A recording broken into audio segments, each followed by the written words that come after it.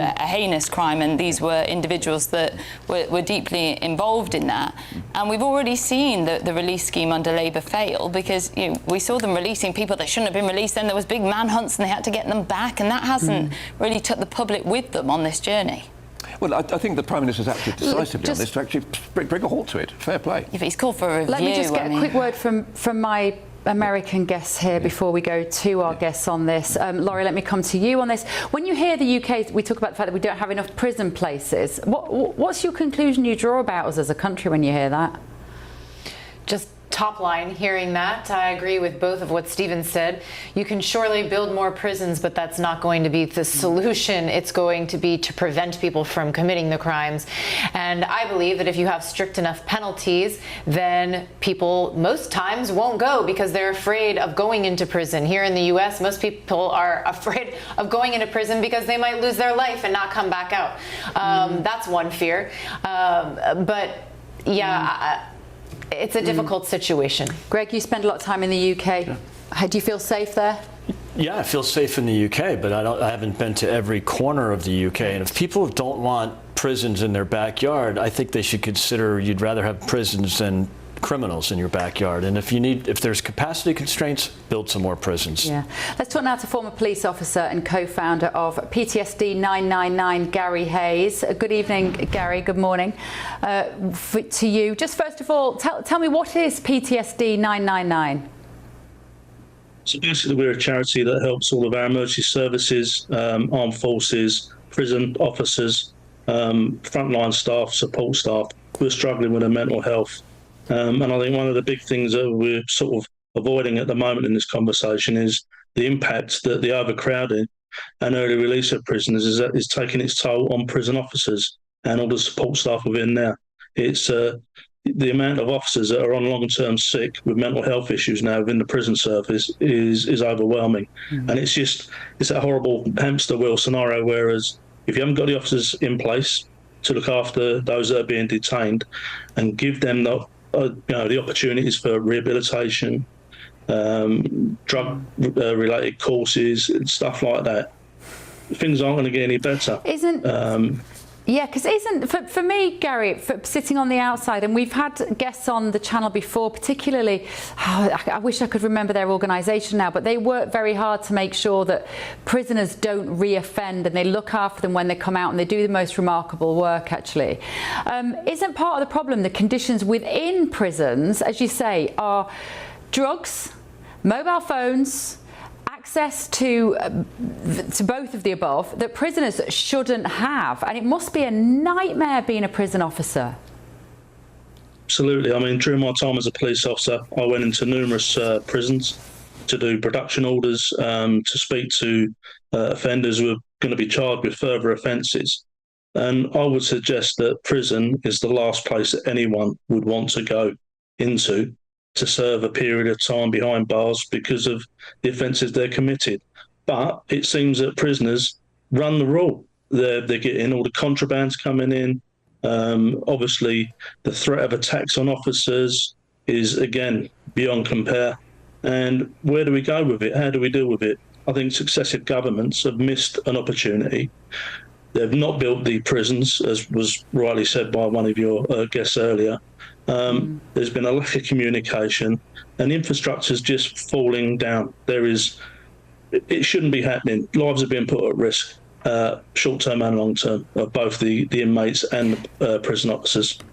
So what do you make of the Tories then asking for this new law to stop early release of prisoners? Are they wrong? No, absolutely not. Any prisoner that's been given a term to serve should serve that term for the crime they've committed.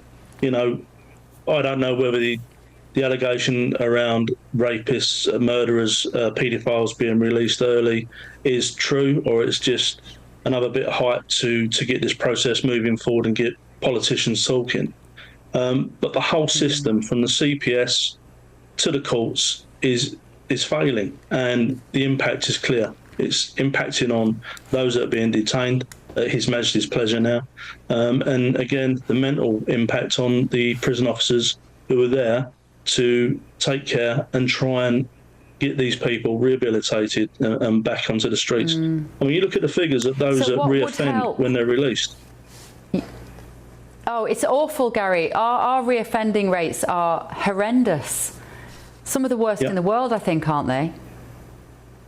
Probably, because we're just too lacking in this country. We're fallen behind that woke process. We've lost common sense and direction. If we had someone sitting at the top of the tree who was prepared to do the right thing and put the right things in place and stick by what they're saying, then who knows, we might be in a different place. Let's build these prisons. All this talk about building extra housing, etc., etc. Who's that housing for? Let's be clear, it's wasted money. Let's get our own house in order. Let's do the right thing. And, let's get the system working properly. Let's just not fill one-man cells up with 4 people. Let's not give them the opportunity to sit in their cells all day and do nothing, because things start to fester, tempers get raw, and then people get injured. Like you say, it's the prison officers that are having to deal with it. Thank you so much, Gary, co-founder of PTSD 999. If you want to look up the charity, sounds like it does really great work, and former copper there. Thank you, Gary, so much for joining us. Do we want to go back to my panel now on this? I'm not sure if we've got time to.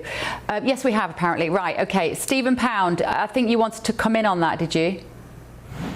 I spent a month as a prison officer with there used to be a television programme called At the Sharp End, and there's a Tory MP called Gerald Howarth from Aldershot. He and I both went into Dartmoor as prison officers, and basically nobody knew we weren't proper prison officers. And the thing I noticed very quickly, firstly, that most of the people in there are either mad, bad or sad. Most of them were mad or sad, but quite a few of them were just bad and should never ever come out. The second thing was virtually everybody I met there, the prison officers, were ex-forces. They're people who'd actually been in the Navy, and I felt incredibly immediately at home with them. And I kept friends with a few of them. Over the years, I've noticed that they were all made redundant because those ex-forces prison officers who'd been doing the job for a long time cost the service too much money, and they were being let go. They're replaced with people who are 18, 19, 20 years old, and so that whole institutional memory, that ex-forces tradition, was suddenly gone. And I think that is an absolute tragedy. Now, I have to say, your colleague, your guest was right there. We need to actually think of the impact on the prison officers, because it was pretty damn grim in Dartmoor then. It's a lot worse. Well, Dartmoor's closed now, but it's a lot worse in Wandsworth and Brixton today. I guess the other thing, Greg, is we have quite a lot of our prison population, which is not people that were born in the UK. I'd get everyone sent home wherever they're from. I know it's not easy. It's easier said than done. I think that's partly what my guest there, Gary, was alluding to about getting our house in order and applying some sort of common sense. And we have to do everything to make sure that when someone leaves prison, they don't just bounce back again. But we're not doing that, Greg. No, and if you release them too early, they're much more likely to bounce back. And so, look, there's maybe a few ways to lighten the load. One is to release women prisoners that haven't committed violent crimes, maybe some non-violent male prisoners, build more prisons. My uncle was a prison guard. I get it. Also a veteran, a Navy veteran. It was a proud profession back then, but the prisons now are facing, in both countries, are facing supply issues and also morale issues with the guards. We literally have gang warfare within our prisons. Laurie, I can't think of a job I'd rather do less, I don't think, than a prison guard. Can you? No, I would not. I commend them for the work that they do. It's extremely difficult. One thought I had in the short term, piling on to every other, solution or possible solution that you said, was what about fines? Like really increasing fines. That if you do something, there's a penalty that could literally change your livelihood. And don't use the excuse, well, for a lot of these people, they can't afford it. Okay, well, what does that mean then, right? Like, make it so people are so afraid that they don't want to get arrested. Yes, that's how I feel every day as a citizen. Like, I don't want to be by police, not because I don't like them or don't respect them. It's because I don't want to be anywhere near them, because I don't want to do anything that catches their, you know what I mean? Is that a big difference between America and the UK? I'm terrified of Do you know, Michelle? Like, we don't really fine people for crimes as such, do we? I don't think, like they do here in America. It's more petty crimes, we give people speeding tickets for cars. Yeah, go on, Michelle. Yeah, it's more petty crimes that we use fines for, per se. And then I think because people know that they're not going to serve their term anyway, that then reinforces this behaviour that they can potentially commit a crime even if they get caught. They won't be doing the full sentence, and this release scheme then reinforces that even more. And then obviously we've got issues around police visibility, so they sometimes think they can get away with it in the first place, don't they? Yeah. The number of clips I keep seeing on social media of crimes being committed and everyone's filming it and no one's ringing 999. And I actually said to my daughters the other day, in that situation, would you ring 999? And they're both teenagers. They went, no, why would you do that? I said, because that's what you're meant to do. And they said, yeah, but there's no point. The police wouldn't come anyway. I think we've got a massive educational project to be done on the younger people to think if you ring 999, a police officer should show up. But there's a whole generation that just don't realise the police exist to help them out. They get out their mobile phone and they film it. Anyway, let me know what you think at home. gbnews.com/your say. A Labour Party spokesperson has said the Conservatives have some nerve. During their 14 years in office, they shut 23 prisons, created just 482 jail places and granted early release to 10,000 prisoners, leaving the criminal justice system teetering on the verge of collapse. It's this government that is fixing the Tories' mess. We have already delivered over 3,000 prison places and we're investing billions to deliver thousands more. I do rather wish I'd seen that and posed that at Michelle Donnellan, but never mind. I bet she's probably glad that we didn't. Right, still to come this evening on The Late Show Live. Well, I'm going to rule it out. Yeah, there's no early general election. I don't think people want it, you know. Well, you might not be, you're not getting a general election soon, but a new report has said that politicians need to give people a stake in society by asking more of them, going as far as to recommend compulsory voting. Would you be on board with that? Let me know. This is The Late Show Live, only on GB News.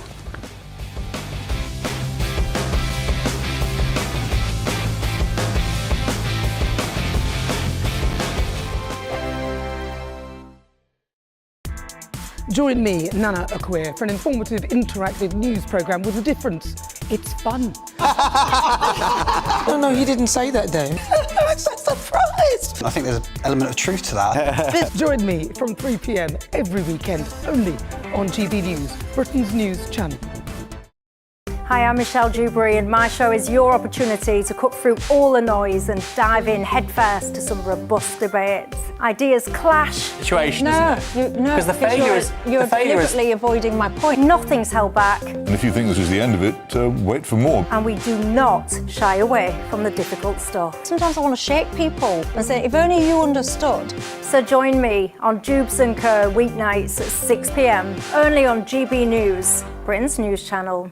From court mornings to warm family brunches, from football to tennis, in the car, in the kitchen. GB News Breakfast is there with the stories you need and the conversations that matter. Anyway, let's talk business. Well, it has been a historic night in British politics. It's astonishing, isn't it? We're here again to start your day just right. GB News Breakfast. Every morning from 6 a.m. Only on GB News, Britain's news channel.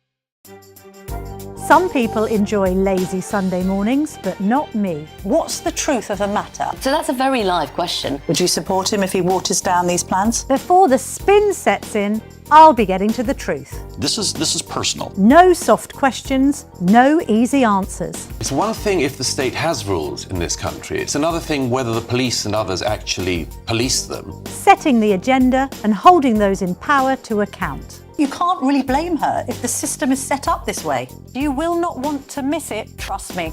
The Camilla Tominey Show, Sundays from 9:30, only on GB News. From the school run to the home run, watch a new show for all of Britain. So he can say whatever he wants. A straight talking show where all voices are heard. And, you know, when are we going to stop talking about smashing the gangs and actually do it? With the stories that matter from every part of our country. There's a bit of a crash landing there for your Chancellor. Bold, fearless and standing up for you. That's me, Martin Daubney, 3 p.m. till 6 p.m, weekdays, here only on GB News. The People's Channel, Britain's news channel. Here at GB News, we made a promise to tell your stories. And on the 6th of August, we're marking 5 years of doing exactly that. Celebrate with us by having your say. Join in the debates live on TV and radio. and meeting your favourite presenters across the country, from Leeds to Aberdeen, from Belfast to Barry Island. Plus, join me in Essex for our biggest live show of the year. Scan the QR code or visit gbnews.com/celebrate. Terms and conditions apply.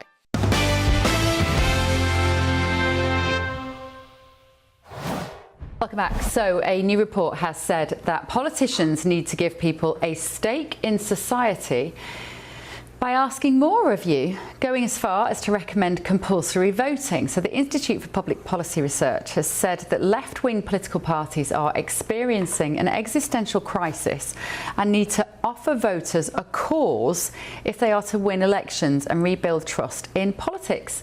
Their suggestions include introducing compulsory voting or requiring people to take an active part in community life or policy making.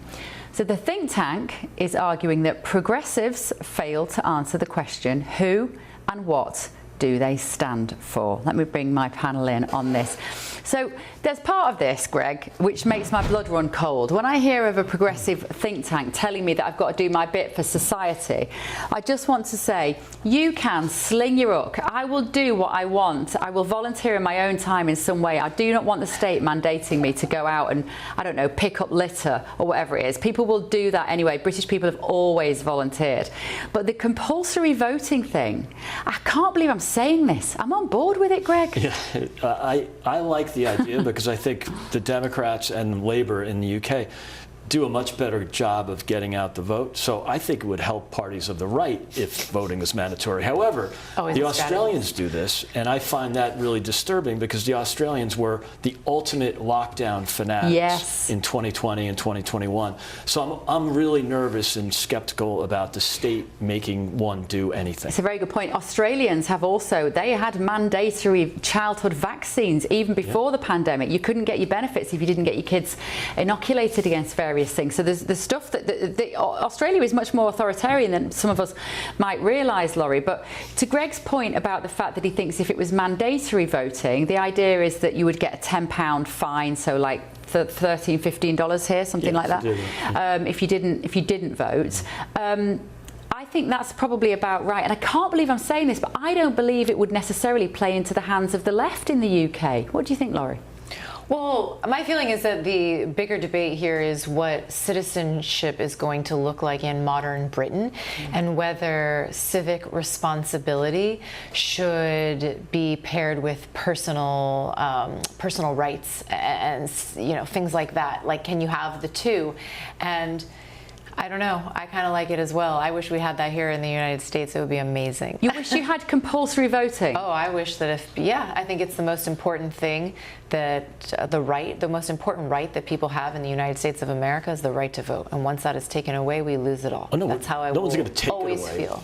But I think it's the right to vote. Yes, I mean that's really vital. But if you choose not to vote, in many ways that is a way of sending a message or of voting. If you stay home, you've essentially voted or half a vote for the opposition. So if you think, Laurie, you therefore let's just look at the situation. If it was here in America, you would have President Trump saying to you, Laurie Watkins, you have to go out and vote, otherwise I'm going to fine you. How does that feel? Yeah, sure. Really? I don't know about. I mean, now let me put a caveat for all my friends out there. Under a Donald Trump administration, him running the elections, no can do, no siree. But yeah, I'm all about civic participation, and like I said, it determines everything. Just like redistricting determines the most important policies here, gerrymandering. I'll just say it here in this country. I'm sure Greg's shaking his head. It is the most important decision-making factor for policy here in the United States of America. Okay, so that voting absolutely would have that effect as well. Right, I've got two former MPs there, guys. Michelle, let me start with you. How would you have felt if people voting for you had to go and vote? Yeah, so I completely disagree with this proposal. I think it's also a bit contradictory because they're saying that they need to rebuild trust. Well, you don't rebuild trust by forcing people to go to the ballot box. You do that by encouraging and engaging with them and getting them to proactively want to vote and to participate in the democratic process. And look, massive believer in democracy, obviously, but I don't think that forcing people is the answer. I think that we'll also end up with people voting that haven't got a clue, that are voting, you know, willy-nilly just so that they can avoid their fine. That's not great for democracy or the overall outcome either. And I think it's just a bit of a sticking plaster on the bigger issue is, well, why are people disengaging with the process? Why are they losing faith in politicians? Why do they lose faith in democracy and believe that nobody is ever going to fix their problems? That is what we should be looking at and trying to tackle head on, not just saying, get to the ballot box, otherwise we're going to fine you. But you see, Stephen, I think if most people were forced to do this, and I like the idea that we take our elections more seriously, that you have a day off work, that they even close the schools or whatever it is, you make it a thing, because our democracy feels like it's slipping through our fingers, mainly because people are disengaged, like Michelle says. And it shouldn't be a punishment. We should be celebrating the right to vote, shouldn't we? Stephen? Well, yeah, I have to say, look, the reality of the situation is that you can actually vote for none of the above. The proposal is that you can actually have the candidates there and then none of the above. And I have to say, over the years, people have written some remarkably interesting comments against my name on ballot papers, rather than just a basic X. And the fact it's a left or right thing is, you know, some of them I couldn't actually mention on air, even. But whether it's not just a left or right thing at the moment, because if you look at Australia, you had Julia Gillard gets elected from the left, and then you get Abbott from the right. It happens. It's not one. But it's a couple of factors here. Firstly, 81% of people over the age of 65 vote. I declare an interest. You know, the figures for people under the age of 21 is like 14%. So for me, I think let's just get really to the real point. Actually forcing people to vote isn't really the answer. The real answer is to get people to think they have a stake in society, which is why we have to actually devolve power to a local level where people think that they've got some skin in the game. They can actually make a difference. People say to me, it doesn't matter what we vote for, the government will just do this, the government are distant, 70% of local government expenditure is set up in Whitehall. We've got to actually get some sort of subsidiarity, which is the principle that came out in the mid-19th century. And so let people have a stake, but a real stake, not don't force them. Yeah, go on, Laurie. Well, Stephen, I don't disagree with you as far as having a stake in building trust and confidence, but I think you can have two things, you know, that appear or that you can do at the same time, simultaneously, which is build that trust and confidence. We want people civically engaged because it is their responsibility, not just to themselves, but to their community and their neighborhoods, etc. But also, we're not forcing. We're giving you a penalty if you don't. Some may say that's forcing somebody, but here's where, the more I think about this, the more I like this idea, actually, and I hope this doesn't go to bite me in the you-know-what, which is this. People, how many people, I can tell you a ton here in the United States of America, that either they're disengaged, they don't even know who the judges are that are making the decisions that impact their everyday lives and their neighbors and their communities and the small businesses, etc. They don't know who the mayor is. They don't know who the police chief is, except they don't know all of these things. That's not everybody, but it's a lot of people. That is not just a responsibility to themselves. It is a responsibility to their community that they are active participants who are aware. It's not forcing people to the level of their participation, but it's saying, you live here in the United States of America, you should vote, you should understand what is going on, and this is the thing, if you don't like it, and you don't like who you see, this is where I see another benefit, then you run against them, then you change the system. But there's so many people that don't even know what's going on, and all they do is complain about it. I totally agree, and I feel like Sorry. Go on, Stephen. Yeah. I was going to say, I used to reckon the one way to really increase the number of people voting is to make voting illegal. If we said you cannot do it, round my way, everybody would say, I insist on the right to vote. They do. But look, Michelle and I were talking off camera about this. This £10 fine, are we going to take police officers off the beat to come around, knock on somebody's door and say, oi, you've not voted, give us your 10 quid. Now, it's possible that they can deduct it from tax. I don't know how it works in Australia. But do we honestly want the courts to actually adjudicate on this? I'm sorry, the more I look at it, and I have to say I'm going to the exact opposite, much as I'm in complete sympathy with Laurie on this one, politically 100%. However, I think she's going in one direction. I'm going in the other. I know, I wonder. But I think you're right. The technology worries me a bit. Go on, Michelle. I was just going to say, so on this whole premise of telling people they have to vote, that is going to get the backs up of a lot of people and actually turn them off and disengage them more from the political system, because it will be another thing that is viewed as though the authoritarian state is just forcing them to do something. Well, so I think it's going to be counterproductive.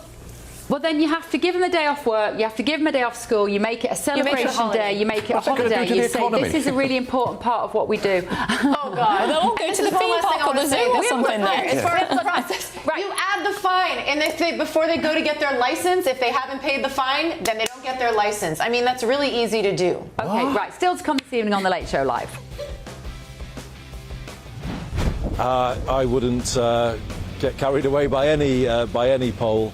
I'm pleased to have kind of made a start where hopefully I've connected with people. Andy Burnham reacting today to the fact that Reform UK has overtaken, Labour has overtaken Reform for the first time in a year in a leading opinion poll. It was from a left-wing think tank, but a left-leaning organisation, but we'll discuss that in just a minute. Is it a short-term boost or evidence of a true and potentially lasting Burnham bounce? Let me know what you think. This is The Late Show Live, only on GB News.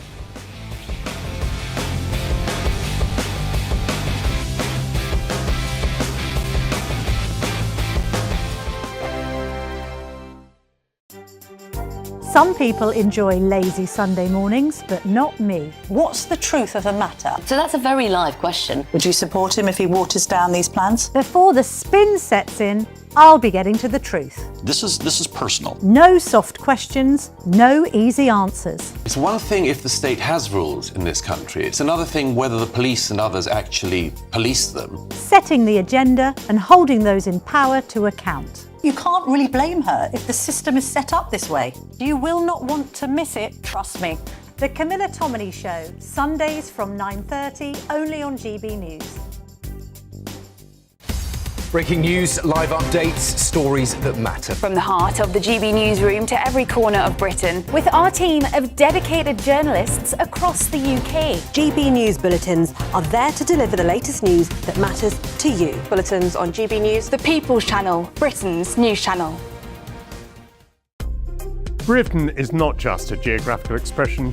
We are a people bound together by history and culture that are distinctively British. Join me to celebrate our music, theatre, artworks and literature, which we can explore and enjoy together. Everybody's welcome. Sunday with Michael Portillo. Every Sunday at 11 a.m. on GB News, the People's Channel, Britain's news channel. Westminster's full of talk, but out here, it's the real world. Am I allowed to talk now? No, that's it. This is where it matters, real people and real lives. That's what politics is all about. In fact, has Trump made a good start? No. Straight answers, no spin, and just a couple of pints. How many fingers have I ever got up? About 10. So join me for Lee Anderson's Real World every Friday at 7 p.m. only on GB News. The People's Channel, Britain's news channel. I've been in Westminster for a long time, but I know that though power may be here, its effect on people's lives is across the whole of the country. We may be where rules are made, but it's where they're implemented that matters. Join me, Jacob Rees-Mogg, for forthright and frank discussion on where Britain has come from, where it's going, and where it will end up. That's State of the Nation, Monday to Thursday, 8 to 9 o'clock.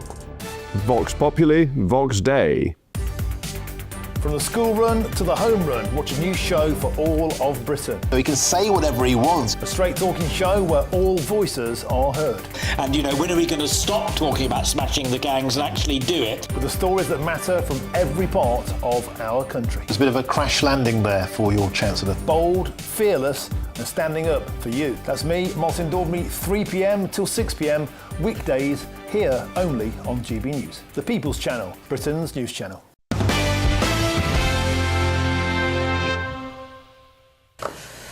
Welcome back. So you've been getting in touch at home. Andrew said, Bev, if we can steal £200 of food and nothing will happen to you here in the UK, what sort of country does that? We are finished. Don't give up, Andrew. We're not finished. Not yet.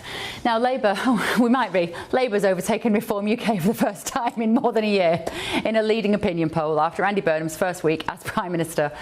The More in Common poll found that 28% of the public would vote for Labour if a general election was held tomorrow, while Reform dropped just below that to 24%.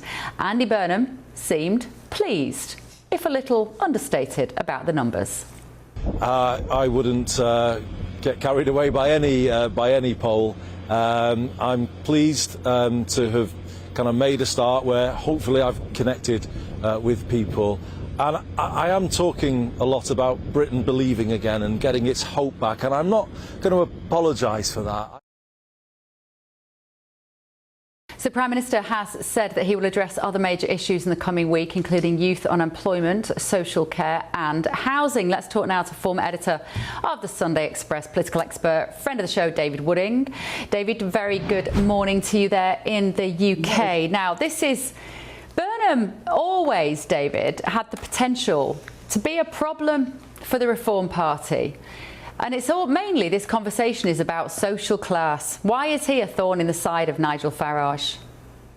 Well, he's sort of hit the ground running in a way, and the main reason he's had this bounce is because he's not the same style as Keir Starmer. We've gone from that managerial, technocratic, rather dull delivery to somebody with showing a bit of a bounce in his step, a bit of enthusiasm, his social media posts, connecting with people, and he's really gone for 3 or 4 very simple, not major announcements.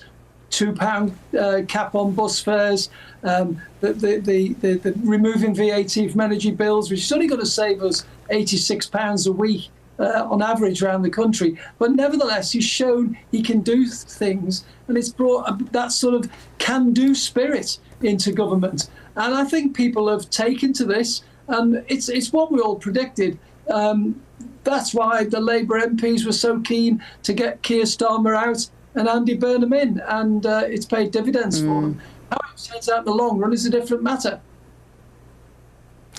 Yeah, absolutely. I mean, I think the woman that we're looking at there on the left of your picture, or right, but it is Antonio Romero. She's the one in the red dress. She's the one I think is running the country at the moment. I don't think Andy Burnham's got a lot to do with it, but he's an excellent front man, and he'll like the band analogy. We know he likes his music. He's been banging on about that quite a lot, but it's his I'm just like you, we're all Mancunian now, commonsensical, I will get stuff done, I'll roll up my sleeves.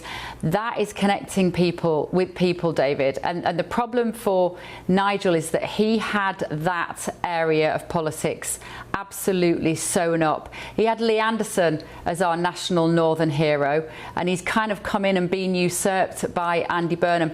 How should Nigel Farage play this? How does he get back those voters who today have said they'd vote for Labour? Yeah, it's very difficult for Nigel Farage because he's had a few setbacks. First of all, losing the Makerfield by-election to begin with, in an area where I think they'd won 8 seats in the local council at the last council elections, and it was a massive Brexit vote, over 2/3. And also, he's got these inquiries going on into funding of reform, all of which is a sort of drip effect on reform. So I suspect he feels that the rug's being pulled out from underneath him a little bit. So it's going to be difficult for him to try and get back on the front foot. I think at the moment he's doing the right thing, letting Andy Burnham come out with all his announcements, get the honeymoon over, because he is going to run into trouble sooner or later, because the country's got some huge problems that need sorting out. We've already talked about the Burnham boats landing on the south coast. They've got migration, they've got the economy, everything else to deal with, and things are going to go wrong sooner rather than later. And you said the M word there, David. He's been noticeably quiet on how he feels about migration and what he's going to do about illegal migration as well. I wonder why he's keeping his powder so dry there, David. Well, a lot depends on, like the other one, the benefits, welfare. The Labour Party as a whole and his backbenchers are not singing from the same hymn sheet as the general public. The general public want migration cracking down on, both legal and illegal. They also feel that it's right to cut the welfare benefits rather than put up taxes to pay for all these great ideas that Andy Burnham's got. The Labour Party in general, and in particular his backbenchers, don't want that. So he's going to have some internal fighting ahead if he's going to go in that direction. Otherwise, he's not going to be doing what the public want. Yeah, absolutely. David Wooding, former editor of the Sunday Express, thank you so much for joining us. Sleep well this evening. Let me go to my London team this evening. Stephen Pound, there will come a point where people realise that what Andy Burnham is doing is just spending a lot of everybody else's money, and he doesn't have a plan to plug that hole. A couple of things. Firstly, I mean, it's marvellous to hear Woody, who's actually one of the most passionate Liverpool supporters I've ever met in my life, being so complimentary about an Everton support. I mean, fair play to you there, Woody. But look, as you may have gathered, I've been around for a fairly long time. I can remember something called the Brown Bounce back in 2008. And we were all dancing in the streets. We're thinking, we're in for eternity now. It's going, the Labour sun will rise forever. And, of course, 2 years later, we got absolutely mullered. So what this really tells me about this particular poll is that we are in multiple choice politics now, pick and mix politics. It is no longer the dichotomy, just the Conservatives and Labour. We're now in the situation where you've got 5, 6, 7 different people you can actually vote for. So Andy Burnham is absolutely right to be circumspect about this, and he's right to warn people. But the reality is that one swallow does not make a summer. We've seen one swallow, and we may be in the heat, but we're not actually in a political summer. I think and Michelle, he's avoided the migration issue because that will be where he will probably split pathways with reform. You can be as northern and as down to earth as you like you've just crawled out of a pit. But if you come up and you say, I don't know what to do about migration, or I'm quite happy with migration, you're going to lose all those voters. Well, absolutely. And look, every Prime Minister comes in, gets a bit of a honeymoon period. That's what he's experiencing now. He's doing a few giveaways, pausing a few unpopular policies, as we've already touched on. But he isn't dealing with the meaty things that people really care about, which, number one, is, of course, immigration and getting a grip on that and stopping illegal immigration. And that's easier said than done. Now, my government didn't manage to do it. Keir's government didn't manage to do it. And therefore he's going to face a mountain that he's going to have to climb to be able to even try and attempt to make headway. Plus the fact that people genuinely feel really hard up in this country. They are struggling with the cost of living crisis. We're seeing business after business close. We're seeing the economy limp on. These are massive problems that he has to deal with, and therefore the pressure is just going to continue to mount. The question is, does he mean it when he says he's going to hold off an election, or will he actually do it? Because I've seen every single Prime Minister from May to Boris swore blind that they would not go early. So just because he said he's not going to doesn't mean that he isn't going to. Yeah, OK. Brilliant, fascinating. Right, still to come this evening on The Late Show Live. There is a massive vote in America on Monday with the Senate, and it will basically involve crypto and the regulatory framework. Now, that might sound a little confusing, it might even sound a little dull, but it isn't, I promise you. We've got the key man behind it here because it will have an implication on the UK as well. This is The Late Show Live, only on GB News. Breaking news, live updates, stories that matter. From the heart of the GB newsroom to every corner of Britain, with our team of dedicated journalists across the UK. GB News bulletins are there to deliver the latest news that matters to you. Bulletins on GB News, the People's Channel, Britain's news channel. From cold mornings to warm family brunches. From football to tennis in the car. In the kitchen. GB News Breakfast is there. With the stories you need and the conversations that matter. Anyway, let's talk business. Well, it has been a historic night in British politics. It's astonishing, isn't it? We're here again. To start your day just right. GB News Breakfast. Every morning from 6 a.m. Only on GB News. Britain's news channel. Westminster's full of talk, but out here, it's the real world. Am I allowed to talk now? No, that's it. This is where it matters, real people and real lives. That's what politics is all about. In fact, has Trump made a good start? No. Straight answers, no spin, and just a couple of pints. How many fingers have I ever got up? About 10. So join me for Lee Anderson's Real World every Friday at 7 p.m. only on GB News. The People's Channel, Britain's news channel. At GB News, we love to hear from you, our loyal community. So drop us a line at gbnews.com/yoursay. There you can talk to each other and also to the presenters live on air. gbnews.com/yoursay, because GB News is your channel, Britain's news channel. Join me, Nana Akweer, for an informative, interactive news programme with a difference. It's fun. No, he didn't say that, Dave. I'm so surprised. I think there's an element of truth to that. Join me from 3 p.m. every weekend, only on GB News, Britain's news channel.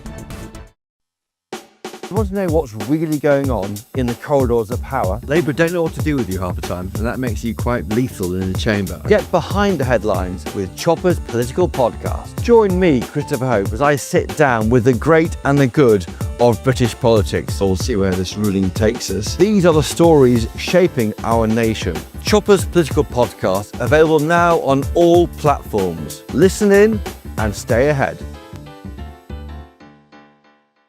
Hi, I'm Michelle Dewberry, and my show is your opportunity to cut through all the noise and dive in headfirst to some robust debates. Ideas clash. Situation, isn't it? No, because the failure is you're deliberately avoiding my point. Nothing's held back. And if you think this is the end of it, wait for more. And we do not shy away from the difficult stuff. Sometimes I want to shake people and say, if only you understood. So join me on Jubes & Co. weeknights at 6 p.m. only on GB News, Britain's news channel.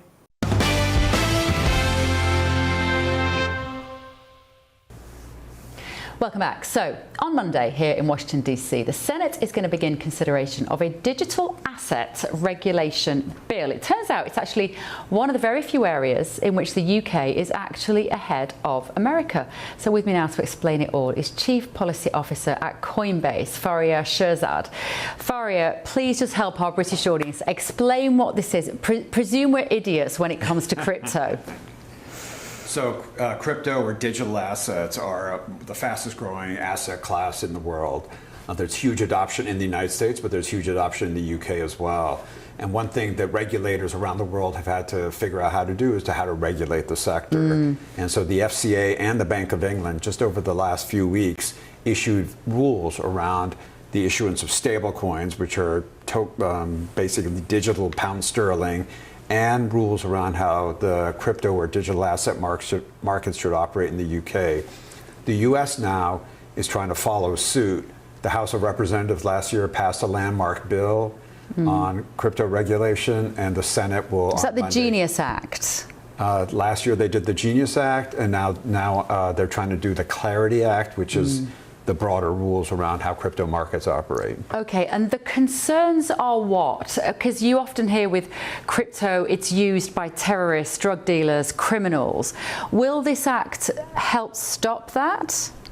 So crypto is used for a lot of different purposes. There has been some illicit activity. It's actually lower than the amount of illicit activity that occurs in the traditional banking system, but it's still really important to make sure law enforcement has the authorities and the powers they need to interdict and deal with illicit activity when it occurs. The Clarity Act creates a whole set of authorities for crypto companies and law enforcement to work together to root out those types of behavior. The UK has done something very similar. And people know from headlines in the very un-Trump family-friendly press that the Trump family is making money out of Bitcoin and crypto. How problematic is that for you when you want the industry to be regulated? Because it is ripe for Democrats to therefore politicize it and demonize the whole industry as somehow being embedded with corruption. Yeah, it's interesting. Crypto is actually one of the most bipartisan issues in Washington, believe it or not, for all the division that you cover in your coverage. This is an action area where Democrats and Republicans have come together. What has happened, though, is the Democrats have said, or a large number of the Democrats have said, we will go along with this Republican bill to regulate the crypto market, but we want additional regulations, essentially government ethics rules to apply to the president on his activities in the crypto sector. See, is that unprecedented? The president himself is named in this act? Yeah, so under the constitutional system, it's never happened in the United States that you have an ethics rule that by name applies to the President of the United States. President Trump has agreed to that. And so, did he agree willingly, or was it a bit of a battle, do you know? I wasn't in the room when he agreed, but the White House and the President have agreed to a package of ethics reforms. The Democrats have looked at it and said, okay, nice start, we want more. Senators and the White House are kind of figuring it out. It's not an industry issue. We're obviously bystanders in this, but we're hopeful they'll come to some agreement and we'll be able to have a bill. And we would presume, perhaps naively, that America is at the forefront of crypto and Bitcoin and all of these future currencies. How do you compare to, say, China? So crypto is fundamentally a technology, and it's being adopted broadly by banks, by payment processors, credit card companies, crypto companies to update the financial system. China has actually been on the forefront of this. As a government, they are the government that's most invested in building the next generation of finance on the blockchain, which is the underlying networks that crypto operates on. The US and the UK are trying to catch up. It's actually a very interesting development. The US Treasury and HM Treasury have launched a partnership for the financial markets of the future, including cooperation on digital assets. So it's an area where the US and UK, the two largest financial centers, have decided to work together. We're very hopeful for what comes next. And are you optimistic that this bill will get passed? Have you got enough from both parties on side, do you think, to get it passed on Monday? You never know on these votes until the issue is forced.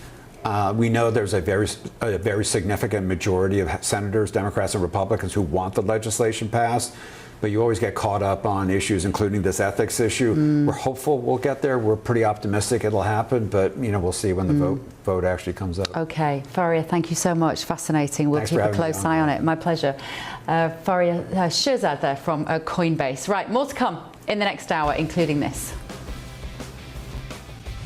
I believe broken social care is the biggest cause of corridor care in the NHS. This costs the NHS billions of pounds.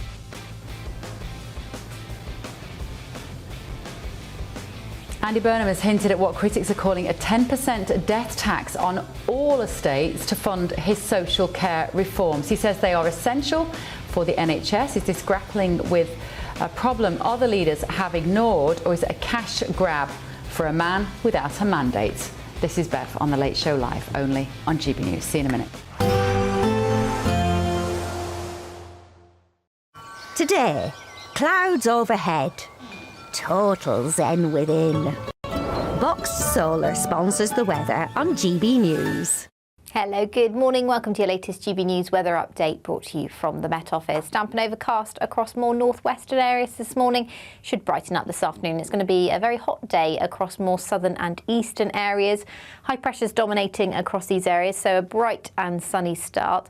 Further north, the rain should slowly start to ease as we head towards lunchtime and into this afternoon. But then there's a risk of the odd heavy, possibly thundery downpour across parts of Scotland in particular. Quite windy as well across the very far north of Scotland, so there will be a fresher feel here, temperatures in the high teens.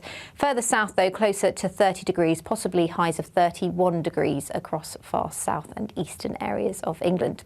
So a pretty dry end to the day across the south, a relatively dry end to the day further north, particularly across more eastern areas of Scotland.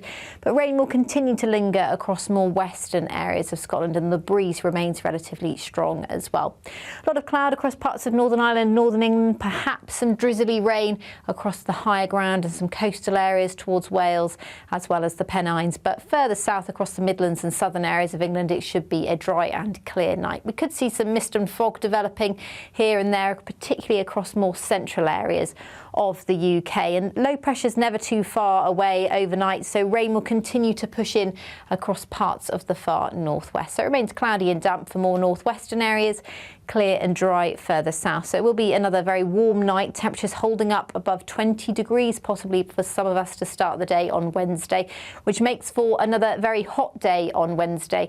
Temperatures are likely to climb towards the mid-30s in the south and east. So a very hot day indeed, likely the hottest day of this week before it cools down for the weekend. Meanwhile, across the north, another pretty damp day, potentially some thundery downpours and temperatures closer to the low 20s and high teens. Bye-bye. Today, Clouds overhead. Total zen within. Box Solar sponsors the weather on GB News.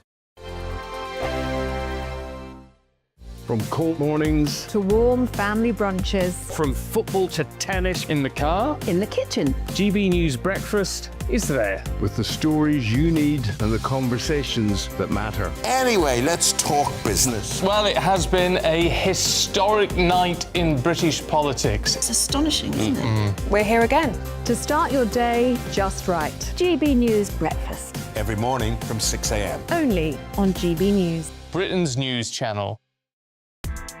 Join me, Nana Akweer, for an informative, interactive news programme with a difference. It's fun. No, he didn't say that, Dave.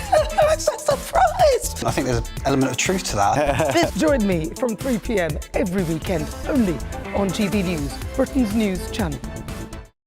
At GB News, we love to hear from you, our loyal community. So drop us a line at gbnews.com/yoursay. There you can talk to each other and also to the presenters live on air.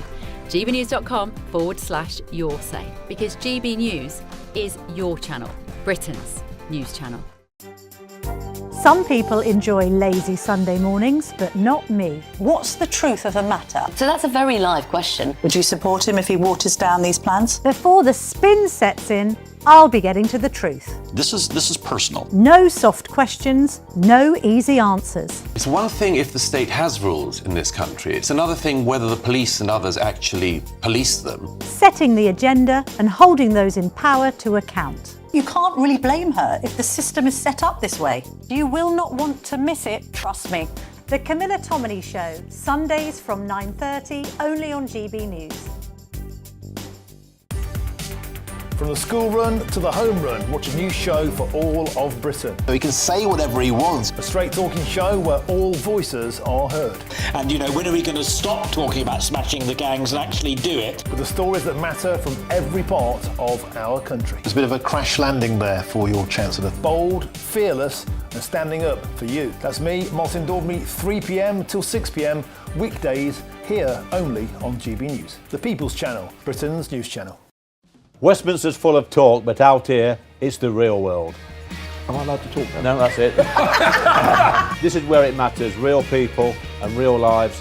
That's what politics is all about. The fact that Trump made a good start, no. Straight answers, no spin, and just a couple of pints. How many fingers have I got up? About 10. So join me for Lee Anderson's Real World every Friday at 7 p.m, only on GB News. The People's Channel, Britain's news channel.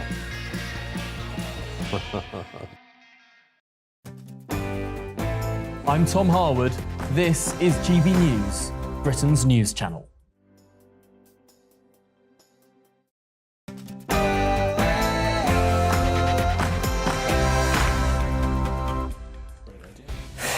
Live from Washington, D.C., this is Bev Turner on GB News, nattering with my guests. We've got the stories shaping Great Britain and America coming up tonight.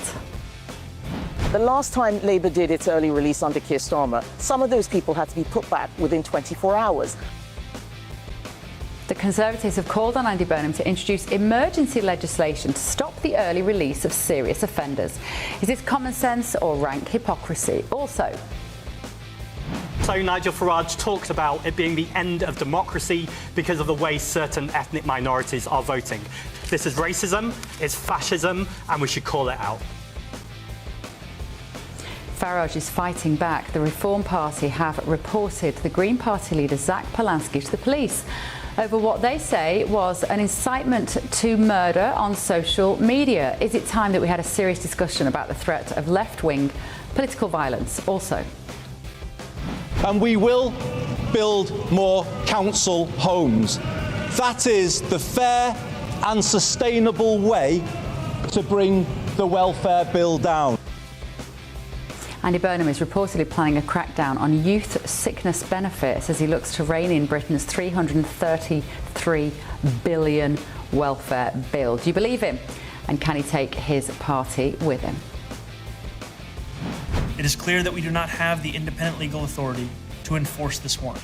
The federal government, however, does, and I call on them to join the ICC and execute this warrant. Benjamin Netanyahu has accused Zoran Mamdani, that's the New York mayor, of inciting hate after he threatened to arrest the Israeli Prime Minister. With Netanyahu soon to land in the US, any minute now in fact, what will the response to that be tomorrow? I believe broken social care is the biggest cause of corridor care in the NHS. This costs the NHS billions of pounds. Andy Burnham has hinted at what critics are calling a 10% death tax on all estates to fund his social care reforms. He says they are essential to save the NHS. Is this grappling with a problem other leaders have ignored, or is it a cash grab for a man without a mandate? I'm Bev Turner. This is The Late Show Live.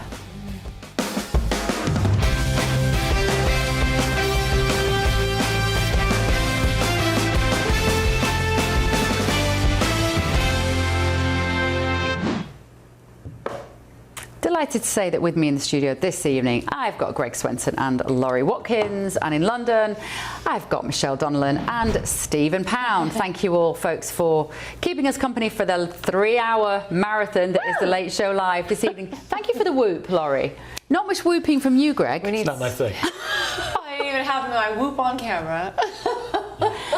No, you're not a whooper, are you? No. No. That might not shock you. No, it doesn't shock me, really. Only, like, I think of Americans as being quite whoopy. Like, there's more whooping here than there is in the UK. Yeah, I like to have fun. I would think so. Let's Good. It up. Good. Right, moving on. Reform has reported the Green Party leader Zach Polanski to the police over what they say was an incitement to murder Nigel Farage. The complaint follows this Instagram post, and it showed a man wearing a t-shirt which featured a guillotine alongside the words, "We are only making plans for Nigel." Now, after the post, Nigel Farage released a statement on Twitter saying, "This is what Zach Polanski has just posted on Instagram.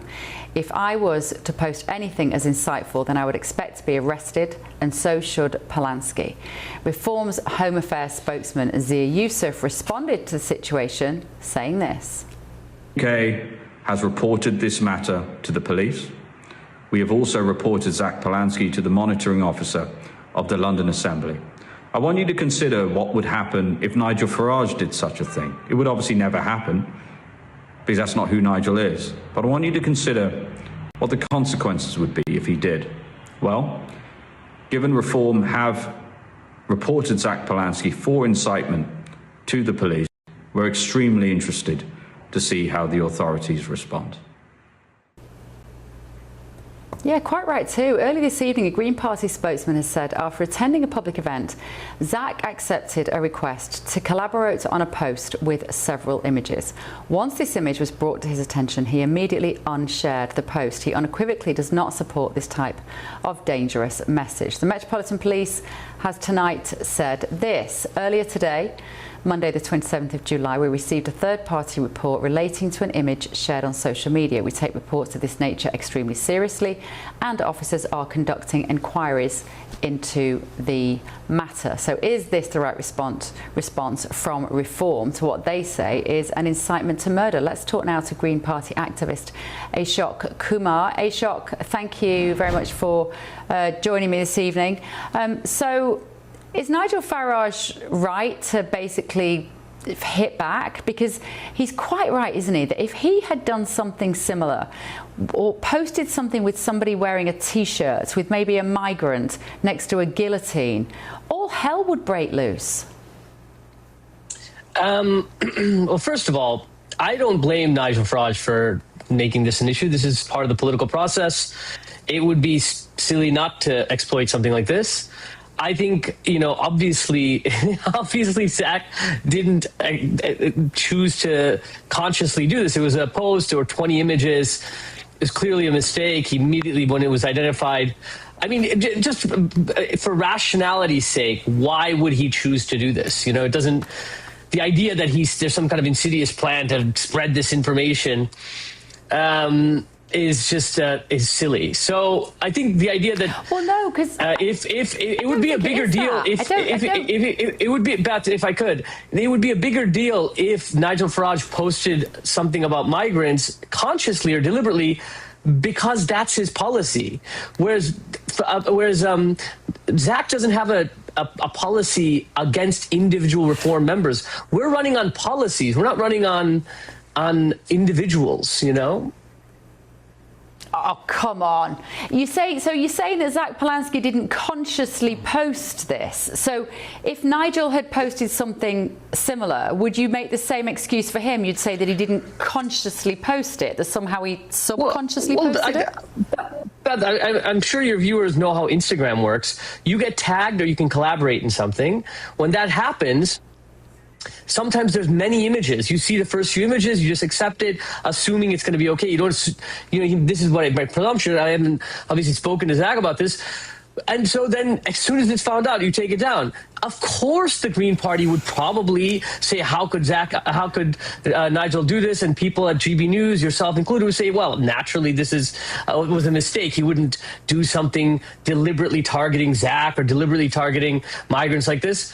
It was clearly a mistake. He corrected it as soon as it was done. It's not really a story. I was just on LBC earlier, and there was I'm sorry, Ashok. No, I have to push back. I totally disagree. I sometimes often will get tagged and asked to collaborate in a post. Maybe it's been posted. It might even have been posted by this channel, whoever. Even somebody that I trust. I will always, and I'm not the leader of a political party, but I will look at that. Do I want to be included? Because then, for people who don't understand how Instagram works, that then means that my followers would see that post, even though it might have come from someone they wouldn't normally follow. It's a big responsibility as a social media user to always look what you are included in and what you are posting. And Zach Polanski is so blasé about his ability to post something and not get the police knock on his door that he doesn't have to stop and think about it. Nigel Farage doesn't enjoy that freedom. He'd have to look at it in the most careful detail, wouldn't he? Because he knows people will be watching him.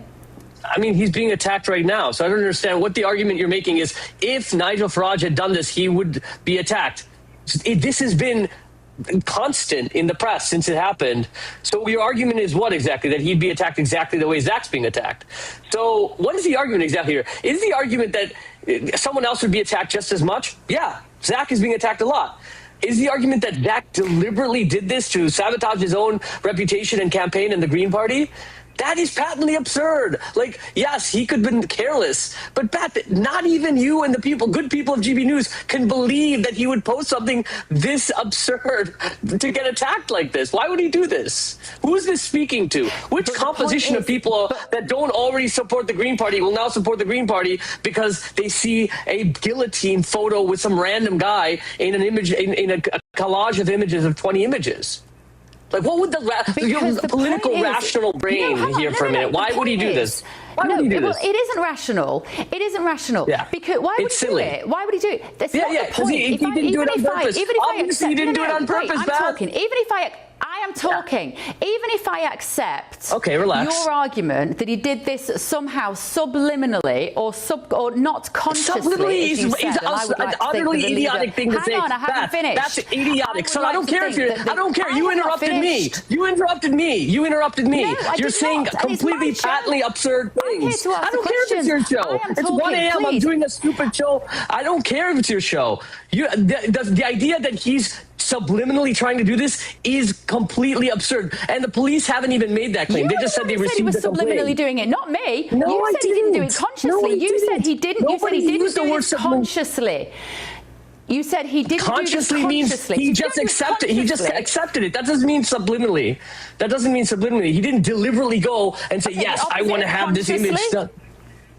Yeah, he just clicked yes to a collaboration. The point is, even if I accept your argument that he didn't, okay, maybe a better word is willingly. If we can agree on the language, what you're saying is he didn't do it willingly. But my point is, he doesn't feel the need to stop and consider whether posting a picture of a man with a guillotine on his t-shirt and targeting Farage is a problem, because he operates under a different sort of freedom than Nigel does when it comes to what he can and can't post.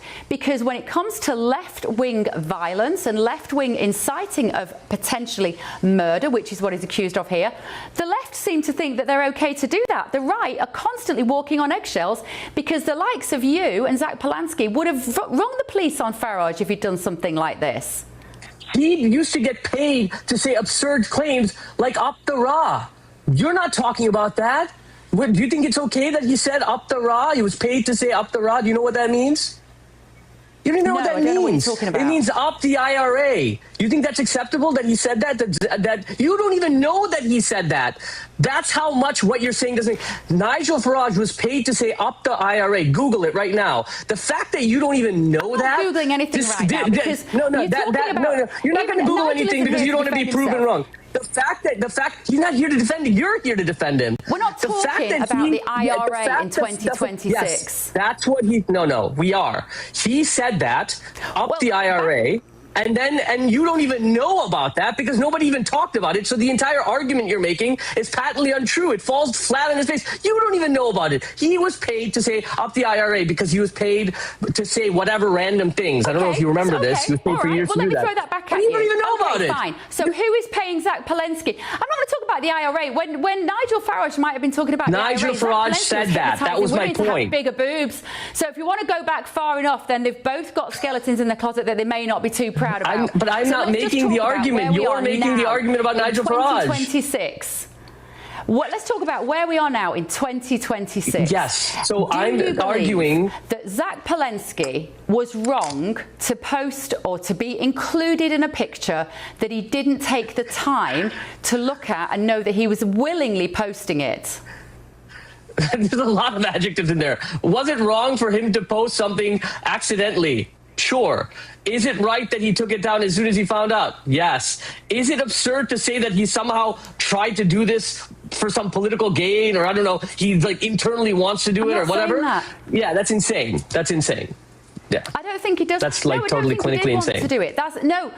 I don't think he would want to do it. I don't think he would have willingly, as you say, we agree on that. He wouldn't have willingly, I don't think, posted a picture of a man with a guillotine on his T-shirt suggesting that Nigel Farage should be beheaded. I don't think he would willingly doing it. But my point is that he would accidentally do it because he doesn't feel that he's held to the same standards as the police, the press, or you might say the law in the UK over what he will and won't put on social media. Do they both exist in the same space? Compared to Nigel Farage is your argument. And I've just given you an example where Nigel Farage says up the IRA, like we support the IRA, and that's that, and then there's no controversy there. So the argument you're making sort of my friend, falls flat on his face as soon as you look at the empirical evidence. Look it up. It's right there. It's a very famous case. If you wanted to come on here and support Zach Polanski tonight as a Green Party activist, you should have come on here, put your hands up and said, Zach Polanski has a lesson to learn about being much more mindful about the kind of stuff that he will put on social media, because he should be held to the same standards as Nigel Farage. And you might have won over some of our viewers. Anyway, thank you. I appreciate it. Green Party activist Ashok Kumar there. Right, let me talk to my panel about this. Greg? That guy was... he was not serious. That's the problem. I mean, I know it's 1 a.m. in the UK, but if you're going to join a program and have a conversation, be serious. I think you'll find what he said was this stupid program. It was just rude. Yeah, I mean, it was just a rude. It was just rude. Yeah. That too. So yeah, that was. I'm surprised that they put him on. I'm sure that they know, the good spokespeople and the bad spokespeople, but that he didn't do any favors for the Green Party. And listen, I don't like getting cross with my guests, because I don't think this is a stupid program, and we genuinely appreciate it when we get people on who are politically left-wing, because those are the debates we have to have, and I don't get to have those arguments enough, because so many people on the left just will not come on this channel, full stop. They just won't come on. And maybe that's the reason, you're one of the few that will, Laurie, and so is Stephen Pound, but maybe that's the reason why, because when they come on, they often just descend into either, as you say, Greg, not taking it seriously, attacking me, attacking the channel, or somehow dragging something up about Nigel Farage from 40 years ago. I haven't heard that before. I've heard a lot of criticism of Nigel, but not that. Laurie, what did you make of that exchange? I'm sorry, but I'm not going to breathe or give life to anything else that gentleman has to say, so on to other topics. That's how I feel that we should treat it, period. But hang on, but you are a left-wing person, and he was there to defend some of the things that the left will place online, and we are seeing a rise in left-wing violence. We saw it with potentially, we've seen it with Charlie Kirk, we've seen it with the assassination attempts on the president. You know, you have a dog. You have a dog in this fight. Execution threat like a week ago, and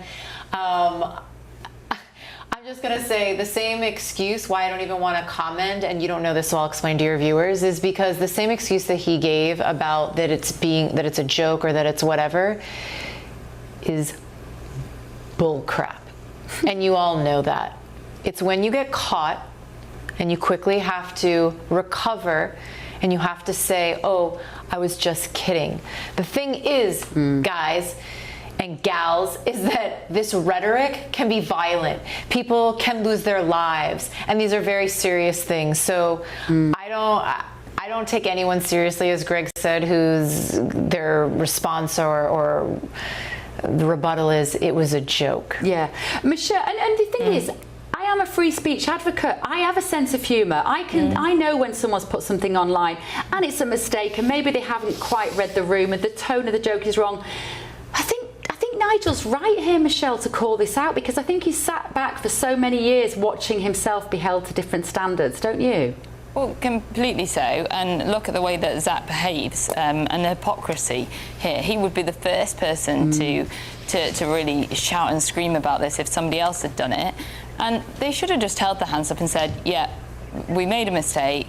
Zach should have checked through it, and he didn't do. And going forward, he's going to be more responsible because he realises that he's in a position of authority where people are listening, rather than try and pretend otherwise.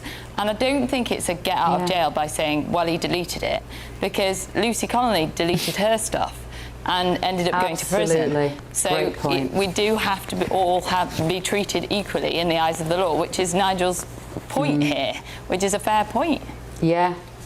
Yeah, and Nigel quite rightly, Stephen, said, if I posted that, I should get a knock on the door from the police. Because he's saying I would never do that, and he never would. Yeah, of course he would. Look, I just want to. I think it's an apology is actually owed here, because to insult your panel and to insult you and to insult all the GB News viewers in that way, to say it's 1 o'clock in the morning and and this is a stupid show, is just downright insulting. But look, in that, and Can I just say, when he said it's a stupid show, I nearly said to him, don't talk about Stephen Pound like that. Well, he's not normally on here. No, I'm joking. Listen, I'm impossible to offend. I'm impossible to offend. I can take it, but you know you've lost they've lost the argument when they start attacking the channel. Go on, equally, in the clip you played from Zach Polanski, he throws around the word fascism. I've got a simple rule in life. The minute people start throwing that word around, they've lost the argument. And I think what's particularly sinister is that the Green Party used to be the ecology party, they're an environmental party, and they're a party with entirely legitimate aims.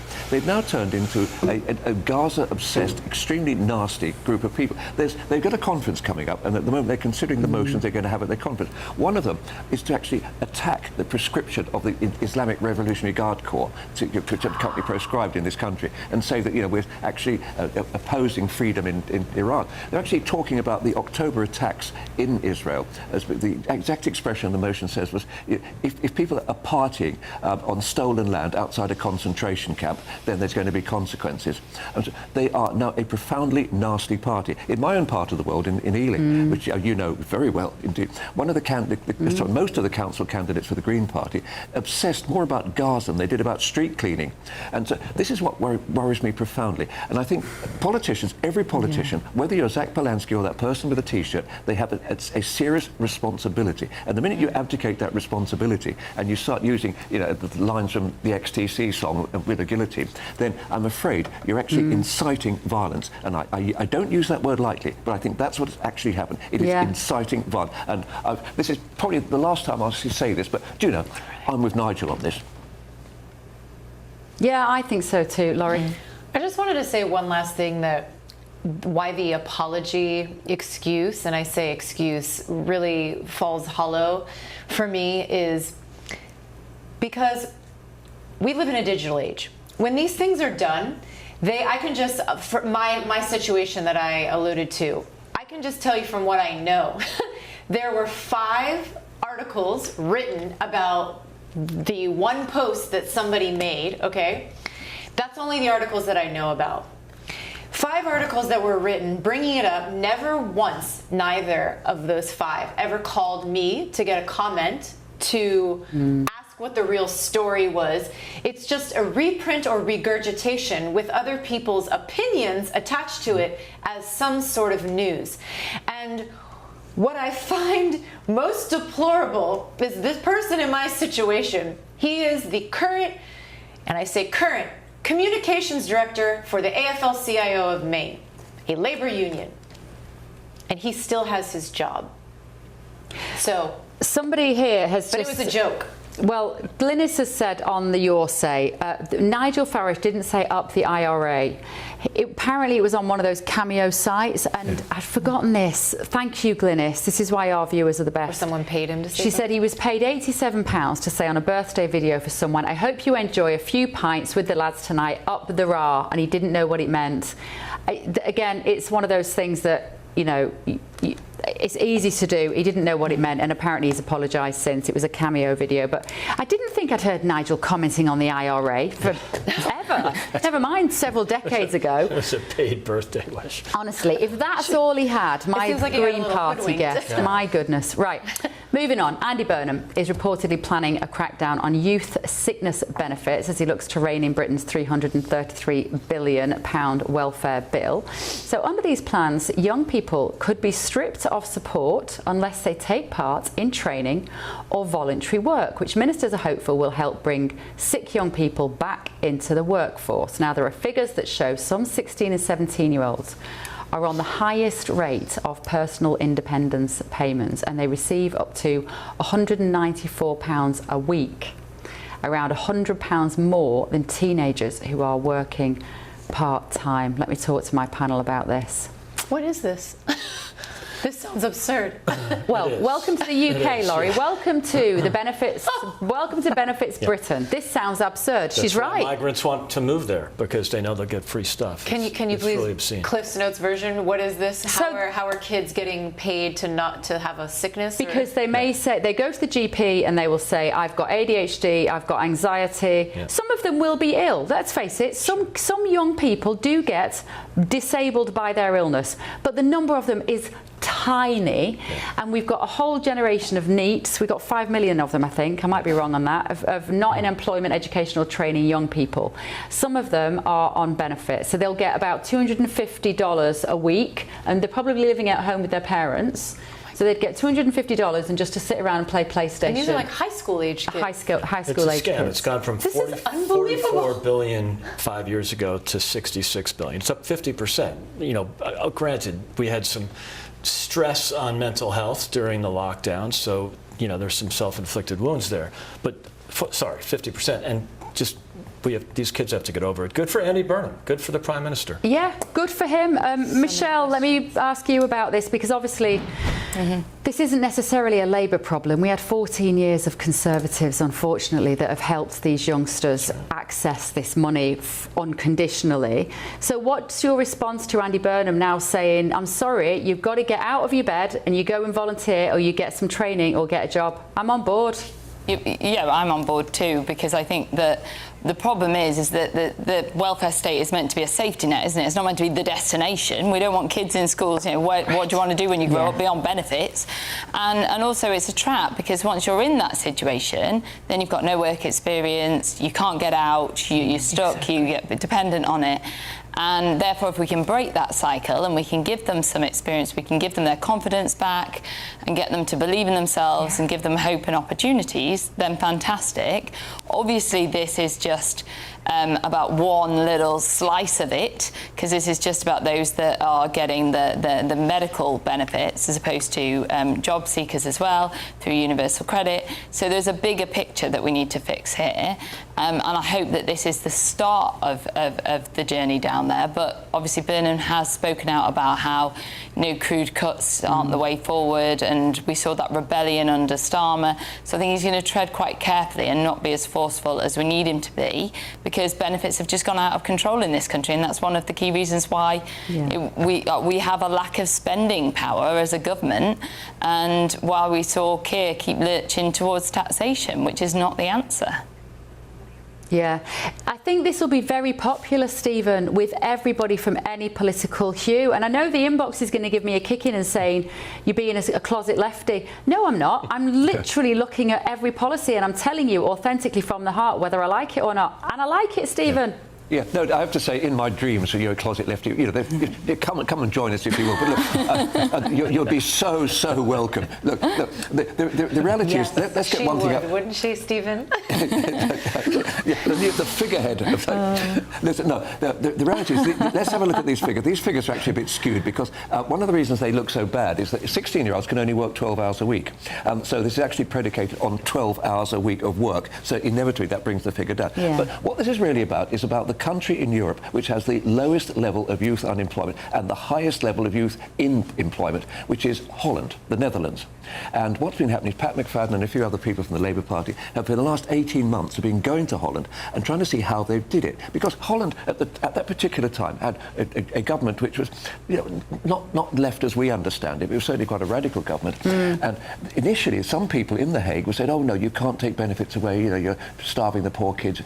The reality is it's extremely popular in Holland, but above all, it has worked. And one of the interesting consequences you have in Holland is that a lot of the jobs which we now say can only be filled by people from the Third World or from the former Commonwealth and overseas are actually being filled by people in Holland. So it's win-win-win. However, you know, not for the first time, you put your finger on it, getting it past the Parliamentary Labour Party, where there are a lot of people who can actually think that it's more important to wear their heart on their sleeve than to actually give credit to what this country actually needs, is going to be a difficult job. I think Keir Starmer, for all his skills, couldn't do that. I think Andy Burnham can equally, because a lot of people in the Labour Party are looking over the edge of a cliff, and they know if we don't do this, if we don't sort out migration and we don't sort out the welfare bill, then frankly, you can forget the Labour Party. So how difficult are those backbenchers going to be, though, Michelle, that are going to say to Andy, oh, we're not going to do that. These poor kids, they just need to stay in on their PlayStation. They're having such a hard time. The mental health is in pieces. They're going to push back on this, aren't they? And can he win them over? They're going to push back. I think he probably can on this. If he goes further on benefits, I think the problem will arise. And the big majority is not helpful in these scenarios, and we saw that under Boris. Like I was in the whip's office for part of that time, and we just couldn't whip them, because big majorities mean that parties get quite complacent, because they know that they can rebel because other people will be towing the party line, so they can appear that they're on the right side of history, if you like, for their constituents, and then you get a bit dysfunction within your party, and it's just much harder to manage. And he's got all that to come. He's in that honeymoon period that we spoke about before, where, you know, he can say a few things, he can be really popular, but give it a few months and he's going to be in the same kind of situations that Keir Starmer was in, where people are pushing back. Where's that going to come from, Michelle? First, if you had to think where his first pitfall is going to come, what is it going to be? Is it going to be migration? It could well be, or it could be that he wants to do something that is extremely unpopular in terms of a solution to something. He is going to have to lurch to taxation at some stage, and we've seen a lot of speculation around what that type of taxation could be. If he does do something like a death tax, that is going to implode. But I think he's learnt some lessons off Keir Starmer. He's not going to want to be the U-turn king like he was. And he knows how fragile the prospects of the Labour Party are in terms of winning the next election. But he's got a difficult hand that he's been handed. So I think that he will face challenge at some front. So. And he's only been there a couple of weeks. It feels like a long time, doesn't it? It's only been a couple of weeks. I mean, by this point...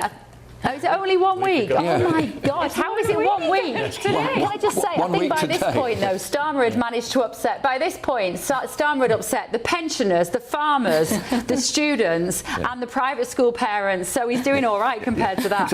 Right, still to come this evening on the Late Show Live. Oh, hang on, we've got to move on. Sorry, Stephen, we're back to you in a minute. Still to come this evening. It is clear that we do not have the independent legal authority to enforce this warrant. The federal government, however, does, and I call on them to join the ICC and execute. Benjamin Netanyahu has accused Zoran Mamdani of inciting hate after the New York mayor threatened to arrest the Israeli Prime Minister. Netanyahu is landing in America any minute now. He's probably here, to be honest, sleeping in a room round here somewhere, probably a couple of blocks away. What will the reaction to this be? He's going to visit Trump tomorrow. This is The Late Show Live, only on GB News.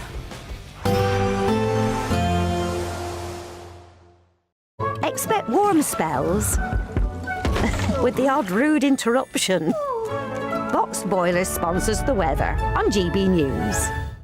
Hello, good morning. Welcome to your latest GB News weather update brought to you from the Met Office. Damp and overcast across more northwestern areas this morning. Should brighten up this afternoon. It's going to be a very hot day across more southern and eastern areas. High pressures dominating across these areas, so a bright and sunny start. Further north, the rain should slowly start to ease as we head towards lunchtime and into this afternoon. But then there's a risk of the odd heavy, possibly thundery downpour across parts of Scotland in particular. Quite windy as well across the very far north of Scotland, so there will be a fresher feel here, temperatures in the high teens.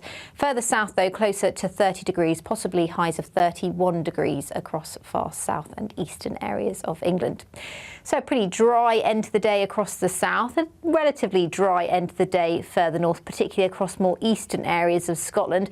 But rain will continue to linger across more western areas of Scotland, and the breeze remains relatively strong as well. A lot of cloud across parts of Northern Ireland, Northern England, perhaps some drizzly rain across the higher ground and some coastal areas towards Wales, as well as the Pennines. But further south across the Midlands and southern areas of England, it should be a dry and clear night. We could see some mist and fog developing here and there, particularly across more central areas of the UK. And low pressure's never too far away overnight, so rain will continue to push in across parts of the far northwest. So it remains cloudy and damp for more northwestern areas, clear and dry further south. So it will be another very warm night, temperatures holding up above 20 degrees, possibly for some of us to start the day on Wednesday, which makes for another very hot day on Wednesday.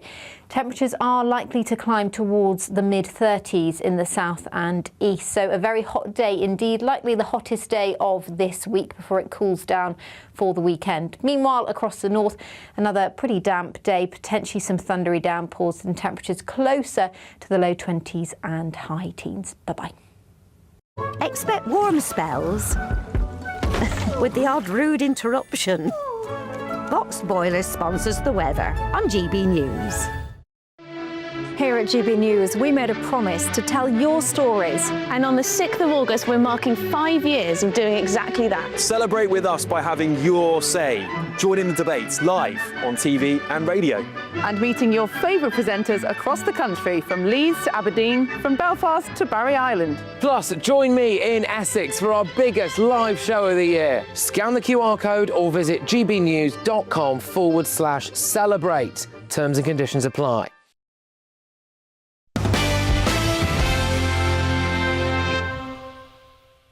Welcome back. So the Israeli Prime Minister Benjamin Netanyahu has accused Zoran Mamdani of inciting hate after the New York mayor threatened to arrest the Israeli Prime Minister. As I've said, I agree with the ICC that Benjamin Netanyahu should be arrested and tried for his crimes.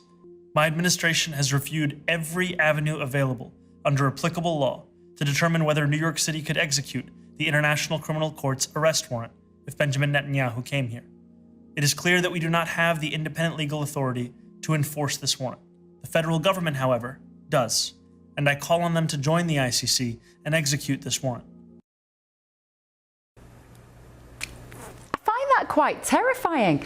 So the Israeli leader has said that he isn't concerned about the threat. He still plans to visit the UN General Assembly in New York City in the autumn, and he's here tomorrow. They've got Senator Graham's, Lindsey Graham, Senator Lindsey Graham's funeral here in DC tomorrow. There are going to be so many heavyweights in this city tomorrow. Zelensky is here as well. He's having a meeting with the president. Netanyahu's having a meeting with the president. I am very much hoping to muscle my way into some of these tomorrow on behalf of GB News viewers. But let's talk about what the fallout of this might be with Anthony Rispo, political commentator. Anthony, thank you for joining us this evening on The Late Show live. I'm quite chilled when I see the mayor of New York say that he's trying everything that he can to arrest Benjamin Netanyahu. That is so provocative, isn't it? Beyond provocative. Well, first of all, thank you for having me on the show. I appreciate having the time to talk about this. Beyond provocative, I mean, it's a fixation, an obsession about something that's not even in his jurisdiction, that's not even his job, and frankly, something that's not even, established law of the land. So it's many degrees removed from anything involving reality. So it's very, very unsettling here in New York, near New York City. I'm close to the city. And it's just justifying so much of what we were concerned about prior to his win as mayor. Yeah. What do you mean by that? Because I think what you're alluding to is this kind of idea of a sort of sectarianism possibly moving in via politics to America in a similar way that we've seen in the UK. We've had assassination attempts and terror attacks on synagogues, for instance, in the UK. Do you feel that Mamdani is stoking that sort of division? I do, personally. I think a lot of it also comes dressed as egalitarianism. It comes dressed as, this sort of socialistic reflex for camaraderie and unity. But many of us know at this point that this is really about deteriorating the West, a la, Marxism or Marxist theories. Downstream from Marxism comes so many other theories: critical theory, standpoint feminism, all of which are, undergirded by the idea of the oppressed oppressor concept. And it is, the DSA, one of the DSA chairs was just on Fox News a few days ago, and the host went down a list of items that the DSA stands for, and all the things that you would hear, anyone say who's concerned about it, like abolish the police, get rid of the Senate. She just sat there just with a stone cold face and said, yep. So this is not illusory. This is a game plan to come in and take down the system vis-a-vis the ideology. And just to be clear for our British viewers, when you say the DSA, you mean the Democratic Socialists, who That's are correct. an organisation aligned with the Democrat Party here, but much further to the left. The people that Trump is calling out as the rise of the communists, and it sounds hyperbolic when he says that, but what you're saying is these people are hiding in plain sight. There's no shame about the ambitions that they have in terms of a Marxist communist ideology. And you see Mamdani as the figurehead, am I right?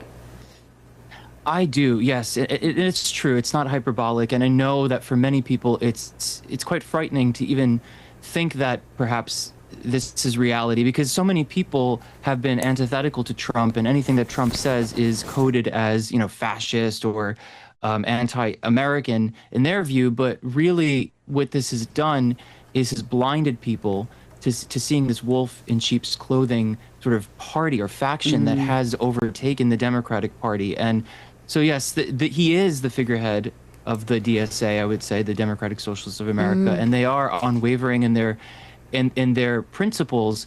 And many self-proclaimed Marxists, Leninists, Stalinists. You have Hassan Piker, who wore a Maoist outfit at a college recently. These are unapologetically of that ilk, of that brand of ideology, and it has infiltrated the Democratic Party because I would say the Democratic Party was not concerned enough with its own coalition building and how to, put forward ideas that could push against Trump in a healthy way, if you want to say. Rather, they were, their reflex was always to admonish Trump. Their eye was not on the prize, and so they let the floodgates open. We're short on time, Anthony, but I'd love to have you back because I think it's fascinating, and you are there in New York. Let me just ask you this. I do speak to British people who say to me, oh, he's very popular, though, in New York, Mamdani. People love him. They voted him in, but he's proving to be very successful with people. Is he?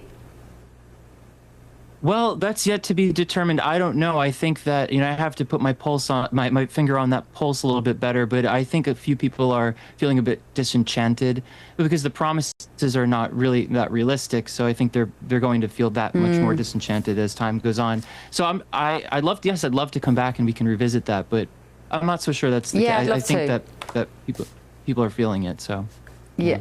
Okay, lovely. Thank you. Thank you so much, Anthony Rispo, the political commentator. Laurie, let me come to you on that. Maybe that was a little harsh. Obviously, Mamdani isn't here to defend himself, and there will be people who will say that he's doing a phenomenal job of giving away free stuff, but someone's paying for it. Well, go on. You heard that conversation, Laurie. What do you make of it?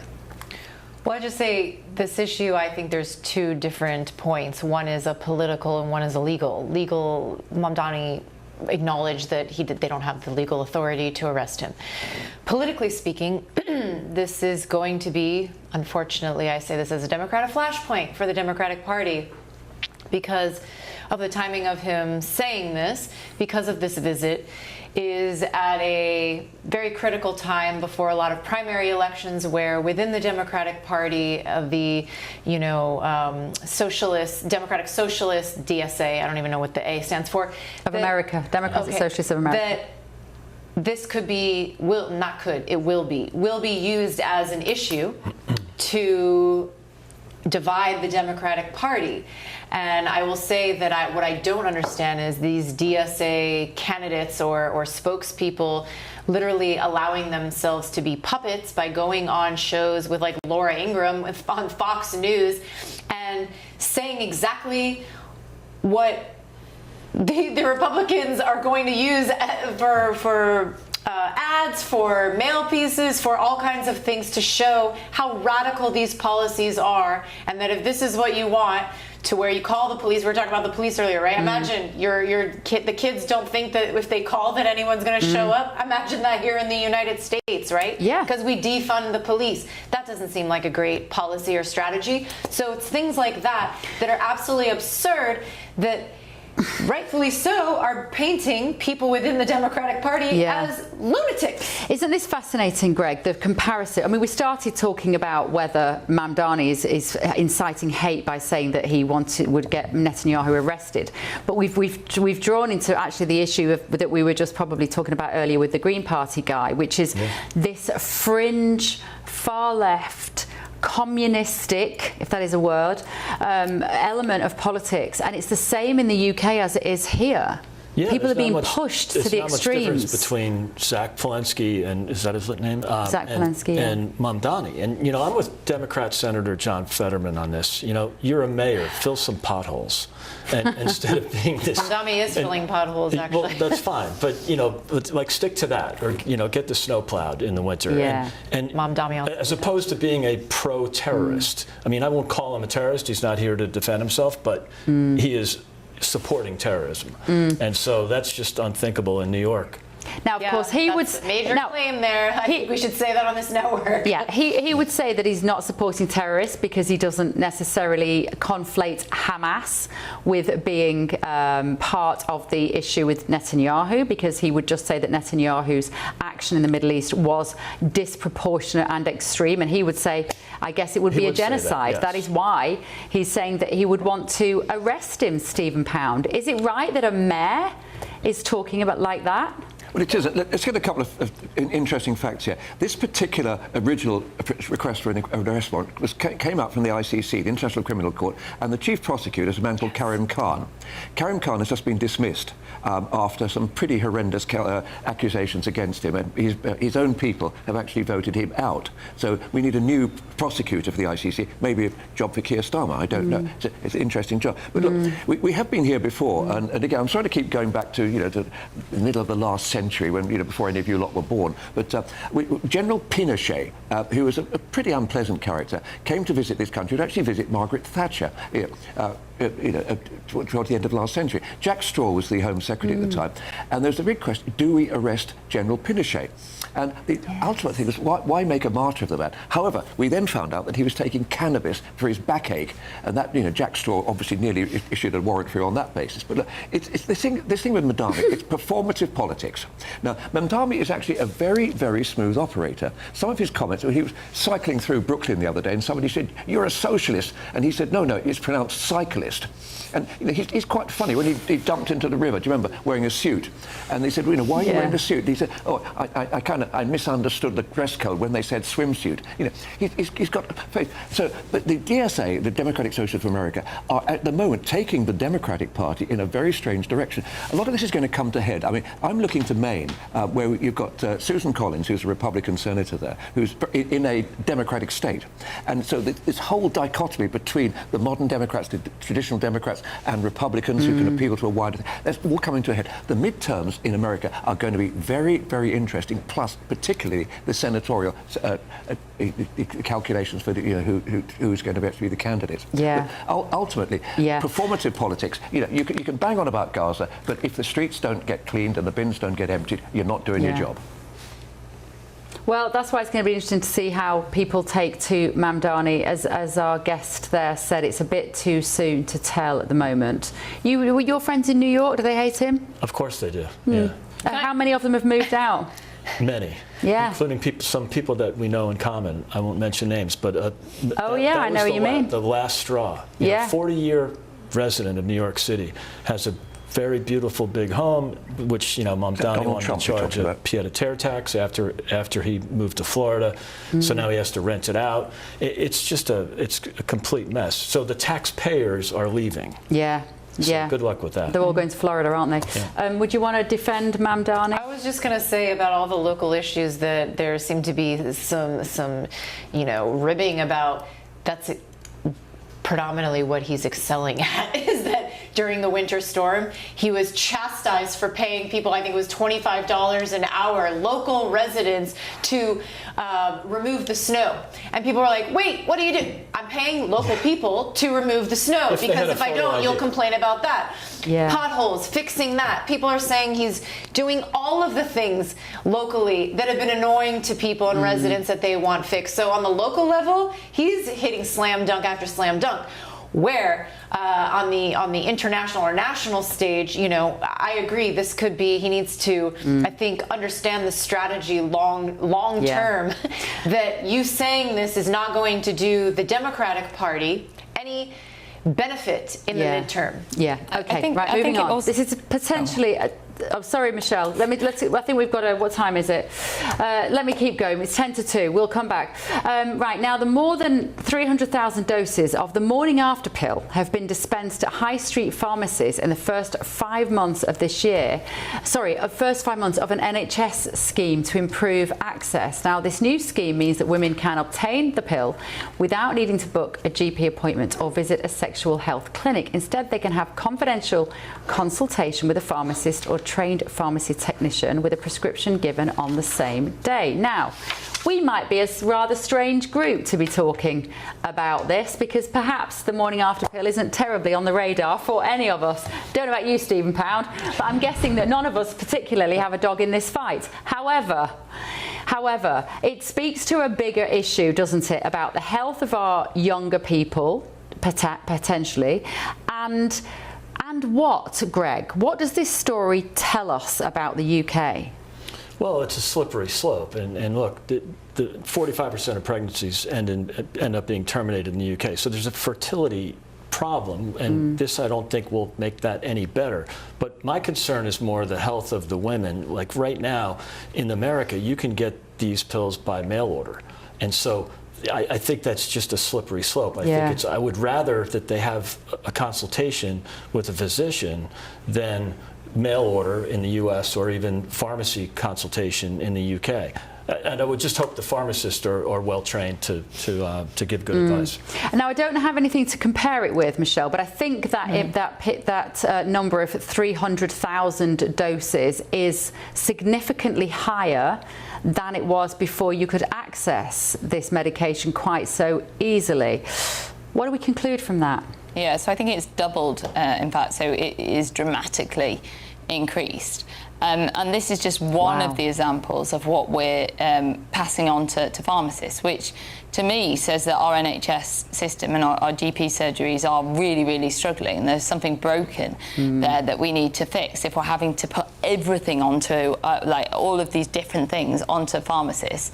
And I wonder at what point they're going to be hitting breaking point. So we're really not going to solve the problem. We're just passing the buck when it comes to this. And I think we also have to question, why are the numbers so high as well? And what does that say about the education and information that we're giving? And are we providing women with enough support in general? Yeah, absolutely. I think it's a big problem, this, and I like the fact that pharmacies are doing more, because I want our pharmacies to stay open. So I'm rather torn on that in a way. I want our pharmacies to have greater responsibility. But Stephen, this speaks to maybe a generation that is promiscuous, that is not protecting themselves from sexually transmitted infections, that maybe are not in committed relationships, and we know we've got a fertility problem and a birth rate problem. I don't like the idea there's a generation that treat the morning after pill, a serious medication, as contraception. I feel profoundly uncomfortable talking about this, because I'm not a woman, obviously, and I think in some ways there's been too many male politicians who've been pontificating about what women should and shouldn't do. But the second thing is I'm profoundly pro-life. I think that the abortion is something which is deeply, deeply regrettable.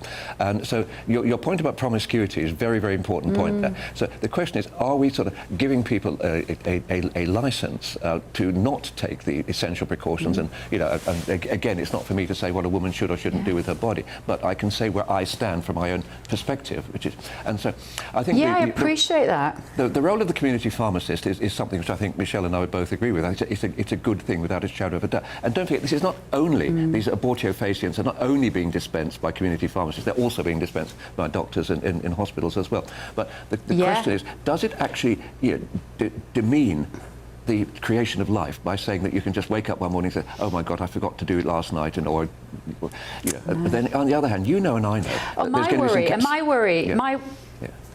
Sorry, Stephen, I want to hear from Laurie on this. My worry is that you've got a generation of girls who aren't able to perhaps take responsibility, or don't feel that they can talk to their partner in that moment about protecting themselves. This speaks to me of a vulnerable generation.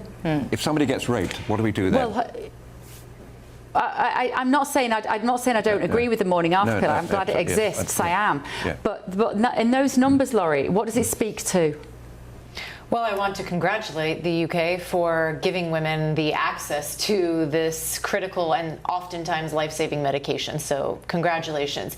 And just for the headline, this is embargoed, so couldn't really read that many details before the show came on for preparation here. But just because I see a headline, and any headline or a number, doesn't mean I see 300,000. That doesn't mean 300,000 women are flocking to get this pill. It means that it's accessible to them. That's what it means.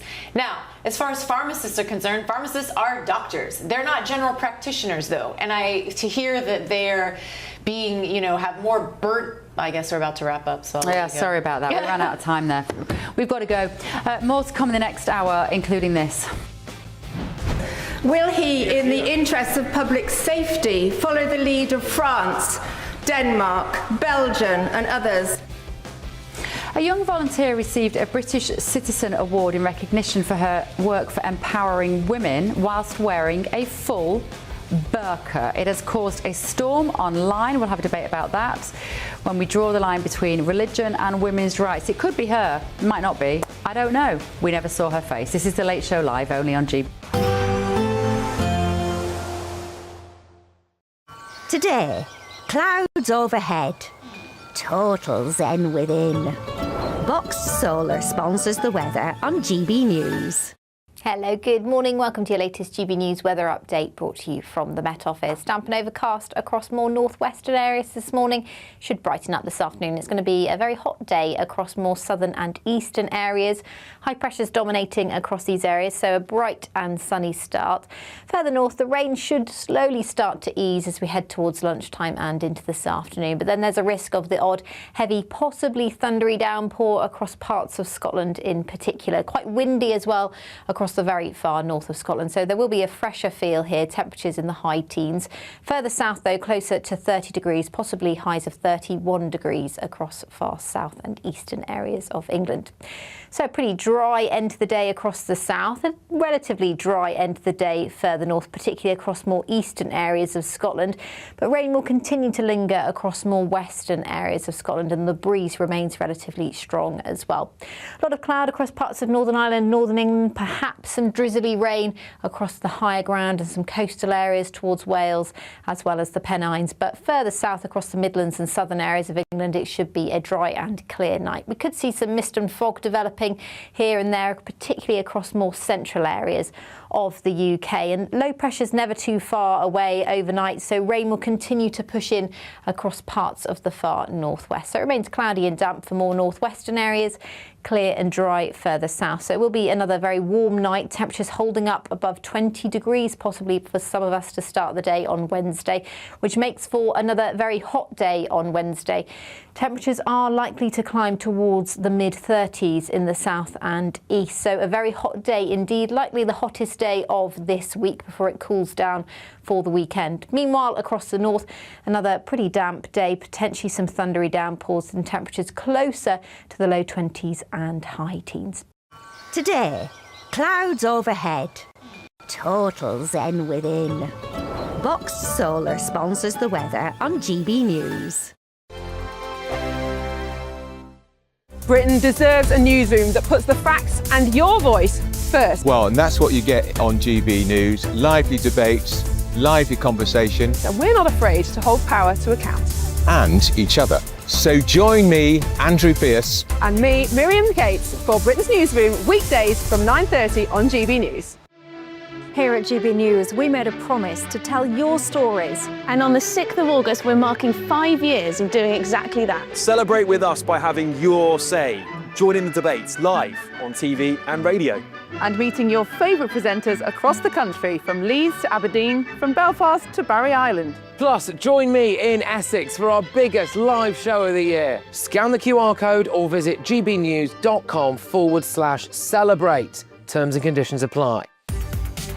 From the school run to the home run, watch a new show for all of Britain. He can say whatever he wants. A straight talking show where all voices are heard. And you know, when are we going to stop talking about smashing the gangs and actually do it? With the stories that matter from every part of our country. There's a bit of a crash landing there for your Chancellor. Bold, fearless and standing up for you. That's me, Martin Daubney, 3 p.m. till 6 p.m, weekdays, here only on GB News. The People's Channel, Britain's news channel.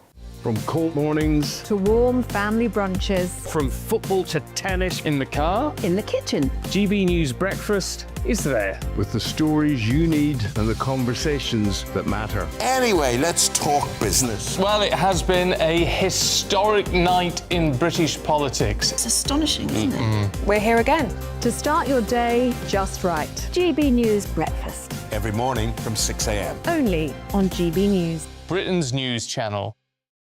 Westminster's full of talk, but out here, it's the real world. Am I allowed to talk now? No, that's it. This is where it matters, real people and real lives. That's what politics is all about. In fact, has Trump made a good start?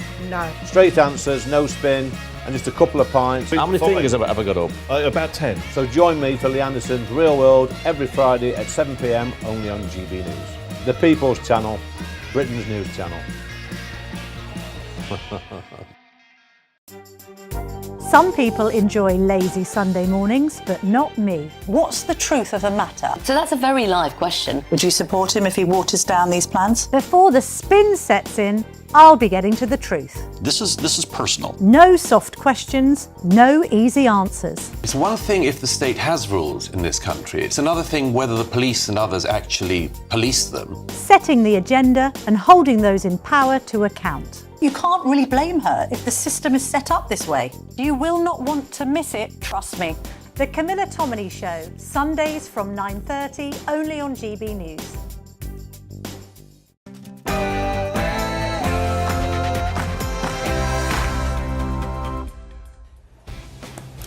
Very good evening, good morning, live in Washington, D.C. This is Bev Turner on GB News with the stories that are shaping Great Britain and the United States of America coming up tonight.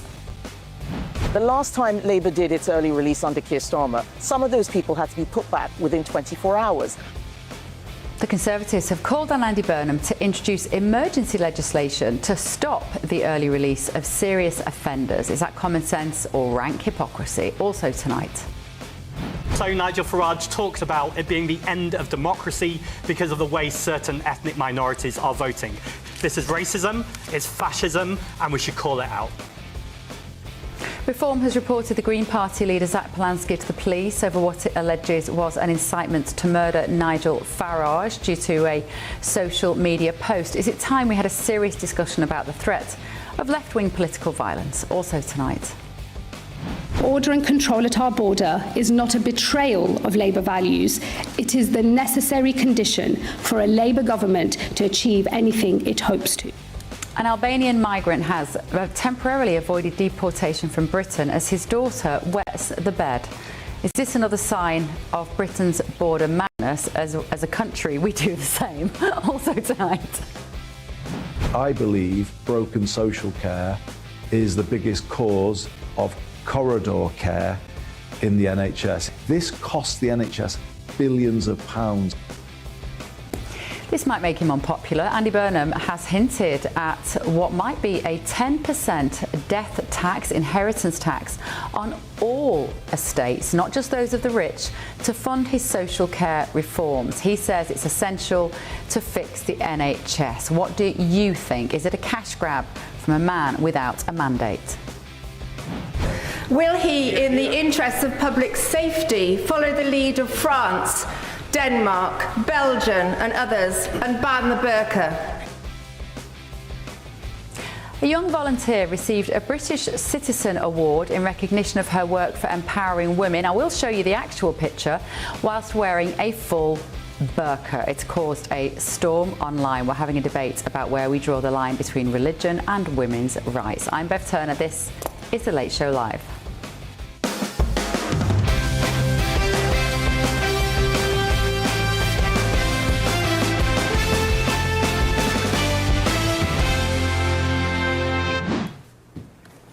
Thank you all very much for joining me this evening. I've got Laurie Watkins in the studio with me and Greg Swenson, and in London, former Labour MP Stephen Pound, former Conservative Minister Michelle Donnellan. Thank you all, guys, for joining us. Stephen, are you having a nice time? Actually, no, better not tell. I can't hear you. Hang on, turn the button on. Right, say that again. I said there's no one I would rather be spending the night with, Bev. And let's hope his wife's not watching. Michelle Donnellan. Are you talking about me? I thought you were talking about Michelle there in the studio with you. I've missed you, Stephen Pound, from not seeing you every week on Britain's Newsroom. Parting is such sweet sorrow. But no, I'm making up for it tonight. Such a romantic old fool, isn't it? Yeah. Right, anyway. Just don't tell James. Now, an Albanian... I won't tell James. An Albanian drug dealer has dodged deportation as his daughter wets the bed. The judge said it would be unduly harsh on the girl to deport him because of this.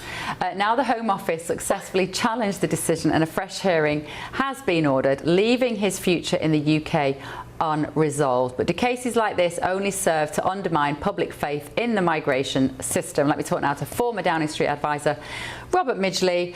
Robert, I know it seems easy to pick these kind of cases out now to build a bigger picture, but it's true. We're not making this up. This is a guy. Do we know how old the daughter was who wets the bed and what the logic was about? Because surely if that's a reason to stay, then every migrant will suddenly come up with a daughter that wets the bed. I mean, taxpayers should not be picking up this bill whatsoever. This guy was a supposed refugee from Kosovo, and the last time I visited Kosovo, it was perfectly safe. Why hasn't he gone back?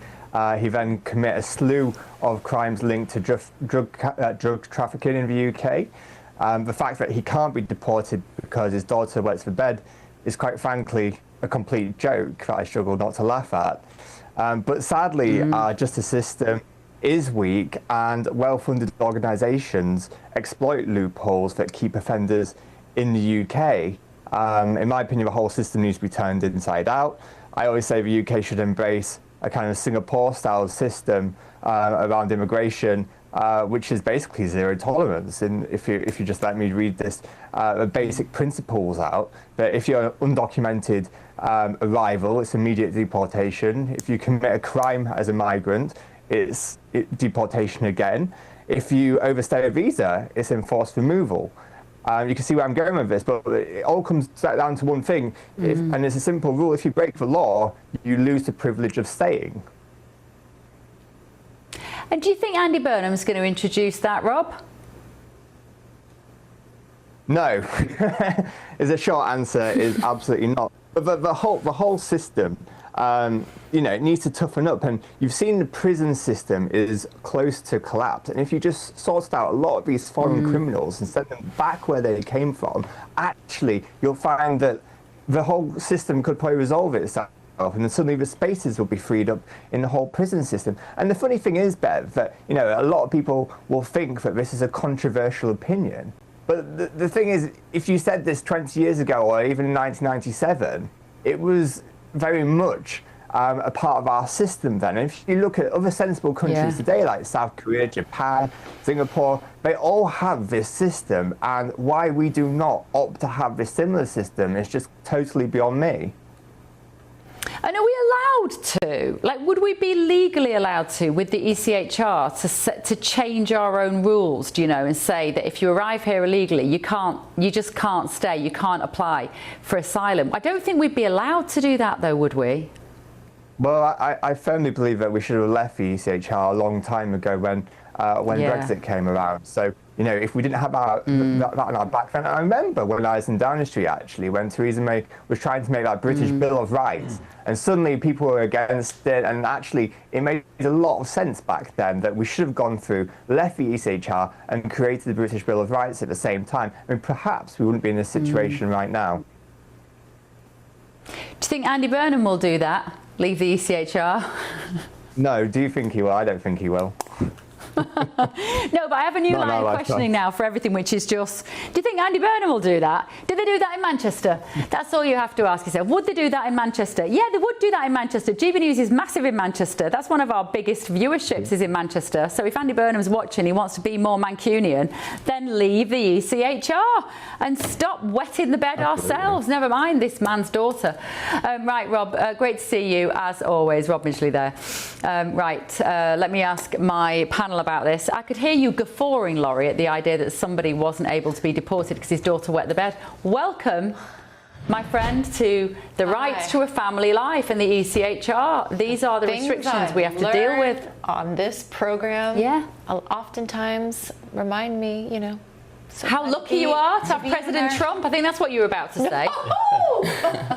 Wouldn't go that far, Bev. But you sorted out your border. She is lucky to have President Trump. So are you, Greg Swenson. Lucky to be in America. Absolutely. I mean, look, this is a no-brainer, and this is also related to one of our earlier topics, as Rob pointed out. If you deported whether they're illegal migrants or migrants that have committed crimes, that will release some stress on the prison system. 6%.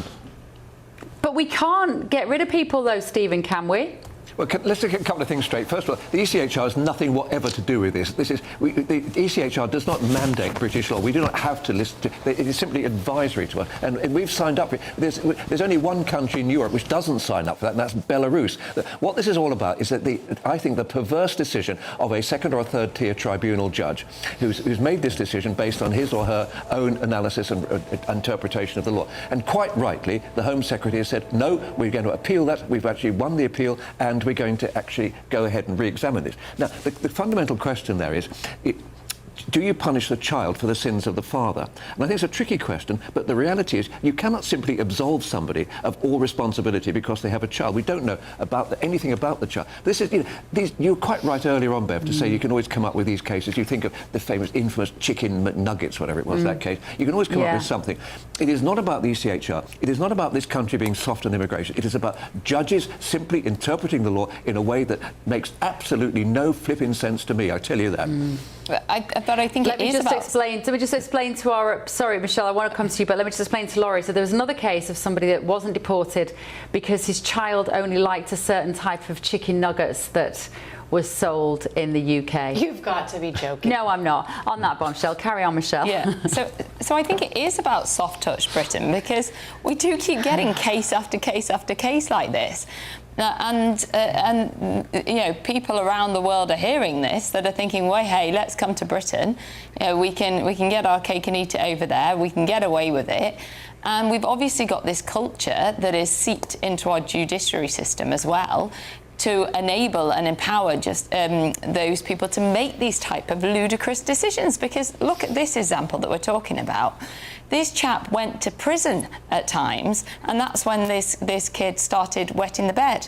Now, he obviously wasn't that worried about it, was he? Because he committed the crime and gone away. And yet then we're saying, oh, well, we can't send him away, though. And what's he probably going to do? Commit another crime, isn't he? I mean, this is absolutely mad that we're even discussing this. It is mad. But Kemi, what will Kemi Badenoch do? She said she'd leave the ACHR, hasn't she? Yeah. And she was very clear on that, and she said nobody would be able to stand for the party that didn't subscribe to that view. We've got, mind you, is we have to... Stephen. Sorry. No, I was just saying that I think we have to overturn every stone now. We have to do every single thing we possibly can to tackle this problem. Well, we're doing something quite important already. We're actually stopping the mandatory, the right to automatically be able to appeal and appeal and appeal. Michelle and I were both MPs for a fairly long time. We both dealt with immigration cases. I probably dealt more in London than you did in Chippenham. But the thing that used to absolutely, boil my blood was an absolute open and shut case where the person was a wrong and should be deported. They'd get a deportation order. They'd then appeal it at the last minute. Then they'd go for another appeal. And there was a limitless number of appeals. And by the time you got to the fifth or the sixth appeal, guess what? They'd got a child, or one or two children in many cases, one or two partners.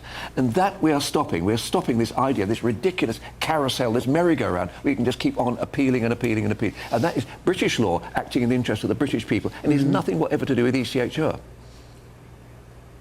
Stephen, why is your Labour Prime Minister not talking about immigration, legal or illegal?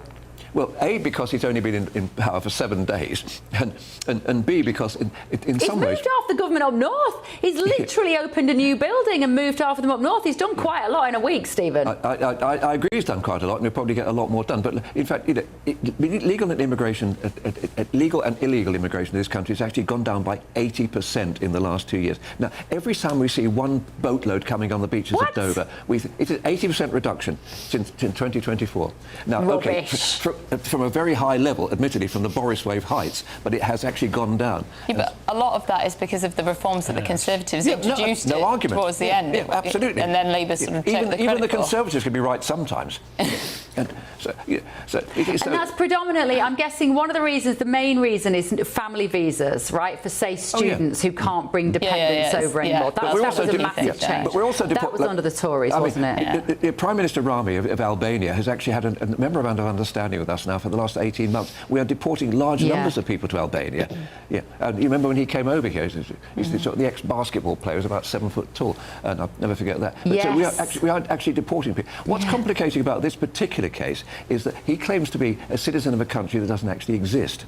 Because after the end of the Balkan Wars, if you remember, we had people saying from Kosovo, people were saying from different parts of North Macedonia, Serbia, all sorts of places, and he's claiming that he doesn't have a country to go back to. I think it's now been established. I knew very little about this case, tiny bit, because I just started mugging it up as soon as I heard you were going to raise it. But apparently he is an Albanian citizen and he should be deported to Albania. Now, the problem is, as I said earlier on, do the sins of the father get visited upon the daughter? Now, you could say, if somebody murders somebody, they're not going to be said, oh, you can't go to prison because it might upset your kids. I'm sorry, there comes a point when parental responsibility has to apply.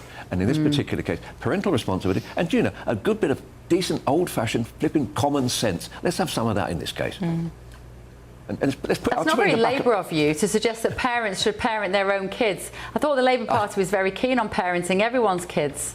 Well, we are the corporate parent in some particular cases, but I think in this particular case, I can remember one of my constituents who was known as the hook-handed terrorist, a chap who blew his hands off trying to set a bomb in Afghanistan, and they couldn't deport him. And I actually offered, I said, I'd put him in the boot of my car and I'd drive him there myself. And I feel in this particular case, this scrote, you know, somebody we should be basically put him on one of those boats and send him the other direction for once.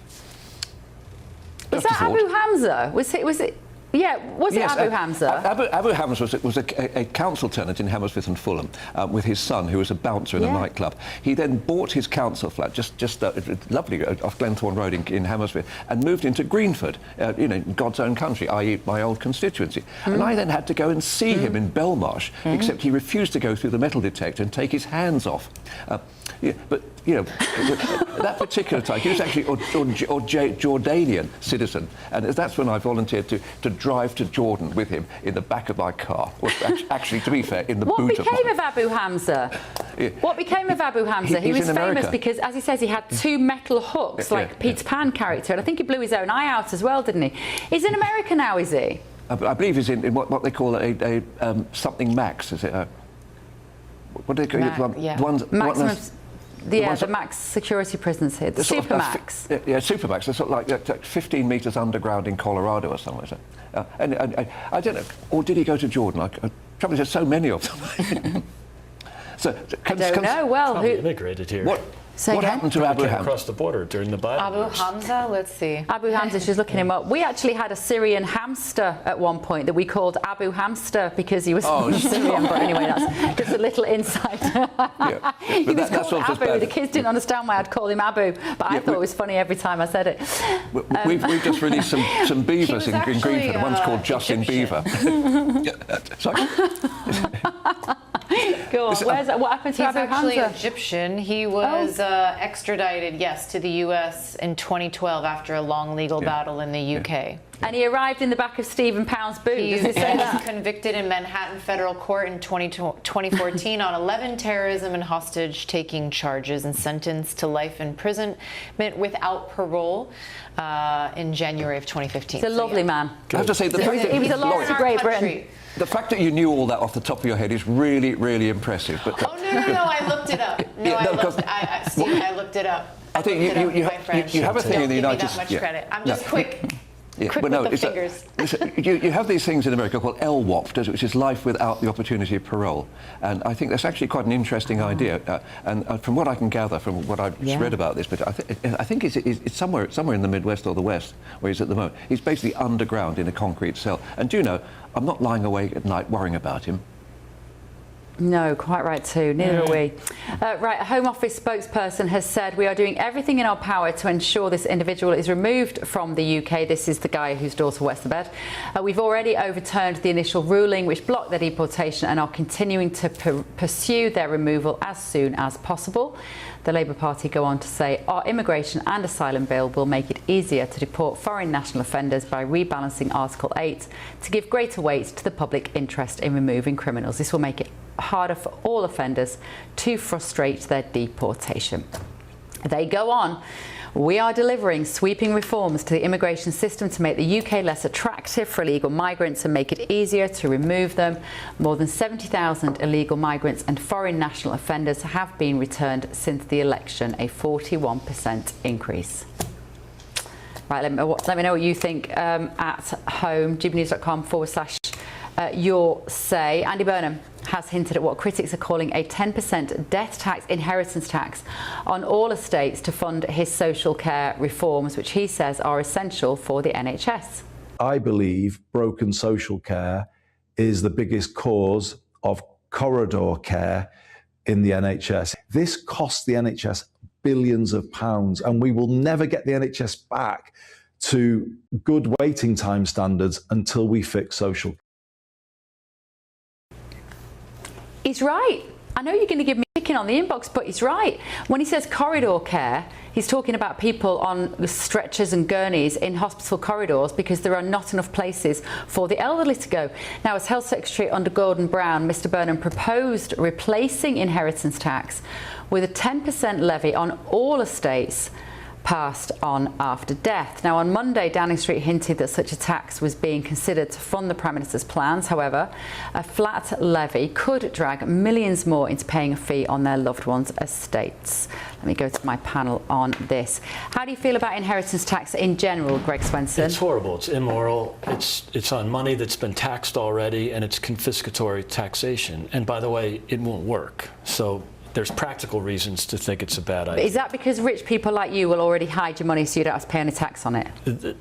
Yes, to a certain degree. To a certain degree, I won't deny that. But there's all kinds of ways to manage that. And you saw a mass exodus of taxpayers out of the UK. I'm one of them. Yeah. After living there for 10 years because of the confiscatory tax policy. So it's, read the Laffer curve. It's not that hard. The more you tax, the less revenue you get. So they will, I guarantee you, if they do this, they will get less revenue.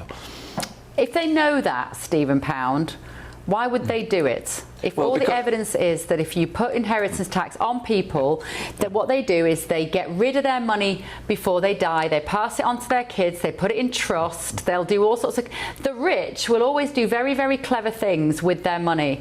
And those people who are working class, lower middle class, maybe don't have the same advisors, might be looking forward to leaving their house to their children.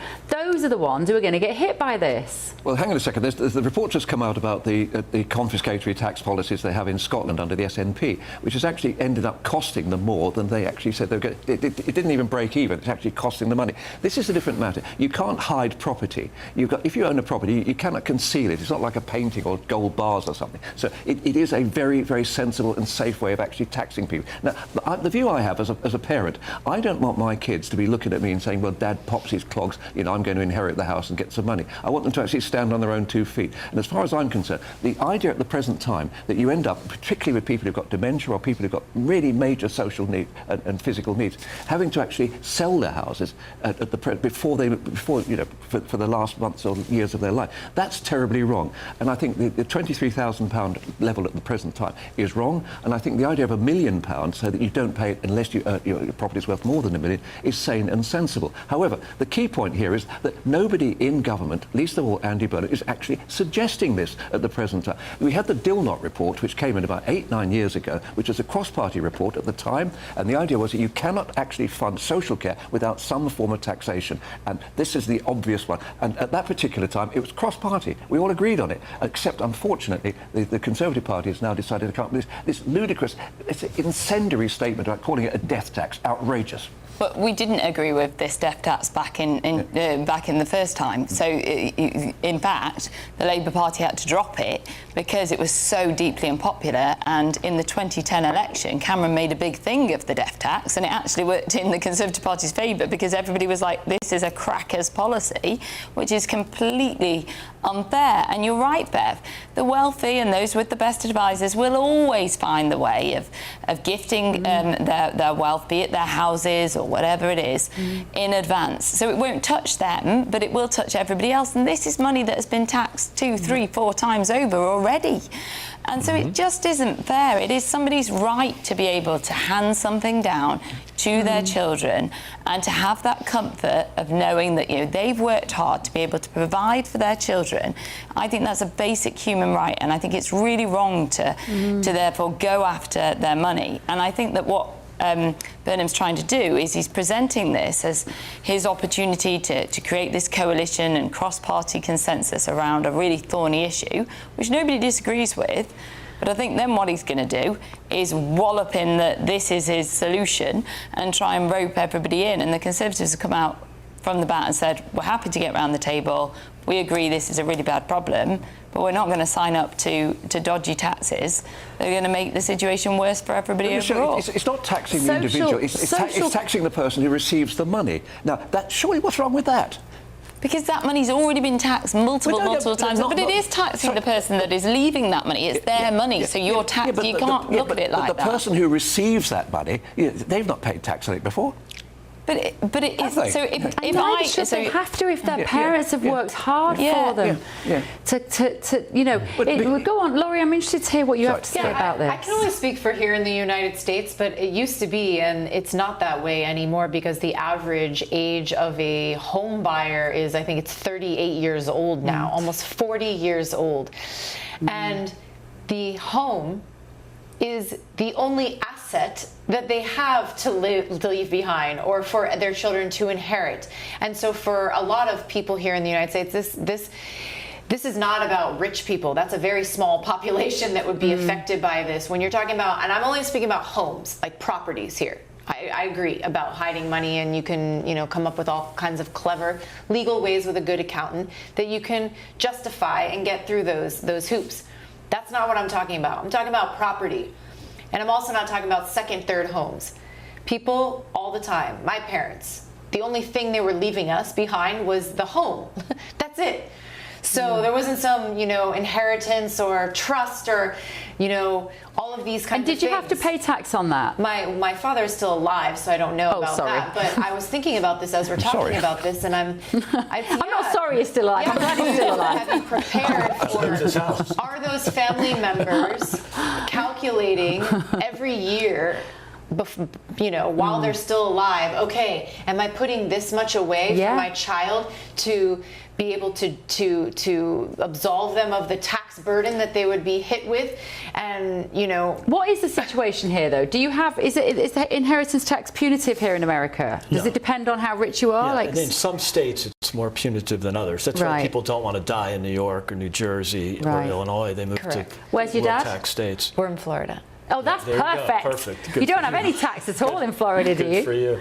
Oh, well done. Yeah. You see, flipping champagne socialist there on my left. She's smiling now. No. But you realise that and the exemption is really high. I mean, what's exemptions like $7 million per parent, right? Oh, so really? You get taxed on the first $15 million. Oh, wow. And if you're above that, you put it in a trust and you manage things. Wow. But this death tax is going to be for the less wealthy people. And this is one more thing I just want to, where this comes into a precarious situation, is states like Florida, for example, right now going on is a property tax bill that Ron DeSantis has been trying to jam through. When you start messing around with state laws that affect property taxes and things like that, if that starts to go up where you're now pricing people out of their homes, specifically like Florida that has hurricanes, you have to have hurricane insurance, that's very, very expensive. You are now pricing people out of those homes. So there won't even be an opportunity to leave anything behind. But this is because he's trying to get rid of all tax around property, isn't he? So you don't pay tax on buying or selling? No, right now, no. The property tax, how it works is the property tax rate of when you buy that home, you can, if it's your main residence, where you live, you don't have any, if you're not claiming it as a second property, you can keep that tax property rate throughout so it doesn't increase. He's trying to say that it can fluctuate based on the market to benefit the homeowner, and it's all hooey. None of it makes sense. Well, I know from being in a high property tax state of Illinois, it's probably the highest, if not maybe second highest or highest in the country. It's so punitive that people can't leave their houses to their children, because all you're leaving them is $100,000 a year tax burden. Right. That's not, forget about the mortgage, forget about insurance. You're paying $100,000 a year for the type of homes that people have worked hard their whole life to buy and maintain. And yes, values have gone up, but it's completely obscene. It's a 2.5% tax a year on your home. Okay, well, let me know what you think at home. I'm sure you will. A Downing Street spokesperson has said you will hear from the Prime Minister later this week. But as the PM said in a BBC interview, creating a new system will take time, but he was clear he will put political capital into fixing it. This is about social care. On the 10% charge on estates at point of death, they said they were not going to preempt. And creating a new system will take time, but there are consequences for not doing it. Right, still to come this evening on The Late Show Live. Will he, in the interests of public safety, follow the lead of France, Denmark, Belgium and others, and ban the burqa. A young volunteer received a British Citizen Award in recognition of her work for empowering women whilst wearing a full burqa. I will show you the actual picture. It's caused a massive storm online. We're going to have a debate about where we draw the line. This is The Late Show Live only on GB News. Expect warm spells with the odd rude interruption. Boxed Boilers sponsors the weather on GB News. Hello, good morning. Welcome to your latest GB News weather update brought to you from the Met Office. Damp and overcast across more northwestern areas this morning. Should brighten up this afternoon. It's going to be a very hot day across more southern and eastern areas. High pressures dominating across these areas, so a bright and sunny start. Further north, the rain should slowly start to ease as we head towards lunchtime and into this afternoon. But then there's a risk of the odd heavy, possibly thundery downpour across parts of Scotland in particular. Quite windy as well across the very far north of Scotland, so there will be a fresher feel here, temperatures in the high teens. Further south though, closer to 30 degrees, possibly highs of 31 degrees across far south and eastern areas of England. So a pretty dry end to the day across the south, a relatively dry end to the day further north, particularly across more eastern areas of Scotland, but rain will continue to linger across more western areas of Scotland and the breeze remains relatively strong as well. A lot of cloud across parts of Northern Ireland, Northern England, perhaps some drizzly rain across the higher ground and some coastal areas towards Wales as well as the Pennines, but further south across the Midlands and southern areas of England it should be a dry and clear night. We could see some mist and fog developing here and there, particularly across more central areas of the UK, and low pressure's never too far away overnight, so rain will continue to push in across parts of the far northwest. So it remains cloudy and damp for more northwestern areas, clear and dry further south. So it will be another very warm night, temperatures holding up above 20 degrees, possibly for some of us to start the day on Wednesday, which makes for another very hot day on Wednesday. Temperatures are likely to climb towards the mid-30s in the south and east, so a very hot day indeed, likely the hottest day of this week before it cools down for the weekend. Meanwhile, across the north, another pretty damp day, potentially some thundery downpours and temperatures closer to the low 20s and high teens. Bye-bye. Expect warm spells with the odd rude interruption. Boxed Boilers sponsors the weather on GB News. Here at GB News, we made a promise to tell your stories. And on the 6th of August, we're marking 5 years of doing exactly that. Celebrate with us by having your say. Join in the debates live on TV and radio. And meeting your favourite presenters across the country, from Leeds to Aberdeen, from Belfast to Barry Island. Plus, join me in Essex for our biggest live show of the year. Scan the QR code or visit gbnews.com/celebrate. Terms and conditions apply. From court mornings to warm family brunches, from football to tennis in the car, in the kitchen, GB News Breakfast is there with the stories you need and the conversations that matter. Anyway, let's talk business. Well, it has been a historic night in British politics. It's astonishing, isn't it? We're here again. To start your day just right. GB News Breakfast. Every morning from 6 a.m. Only on GB News. Britain's news channel.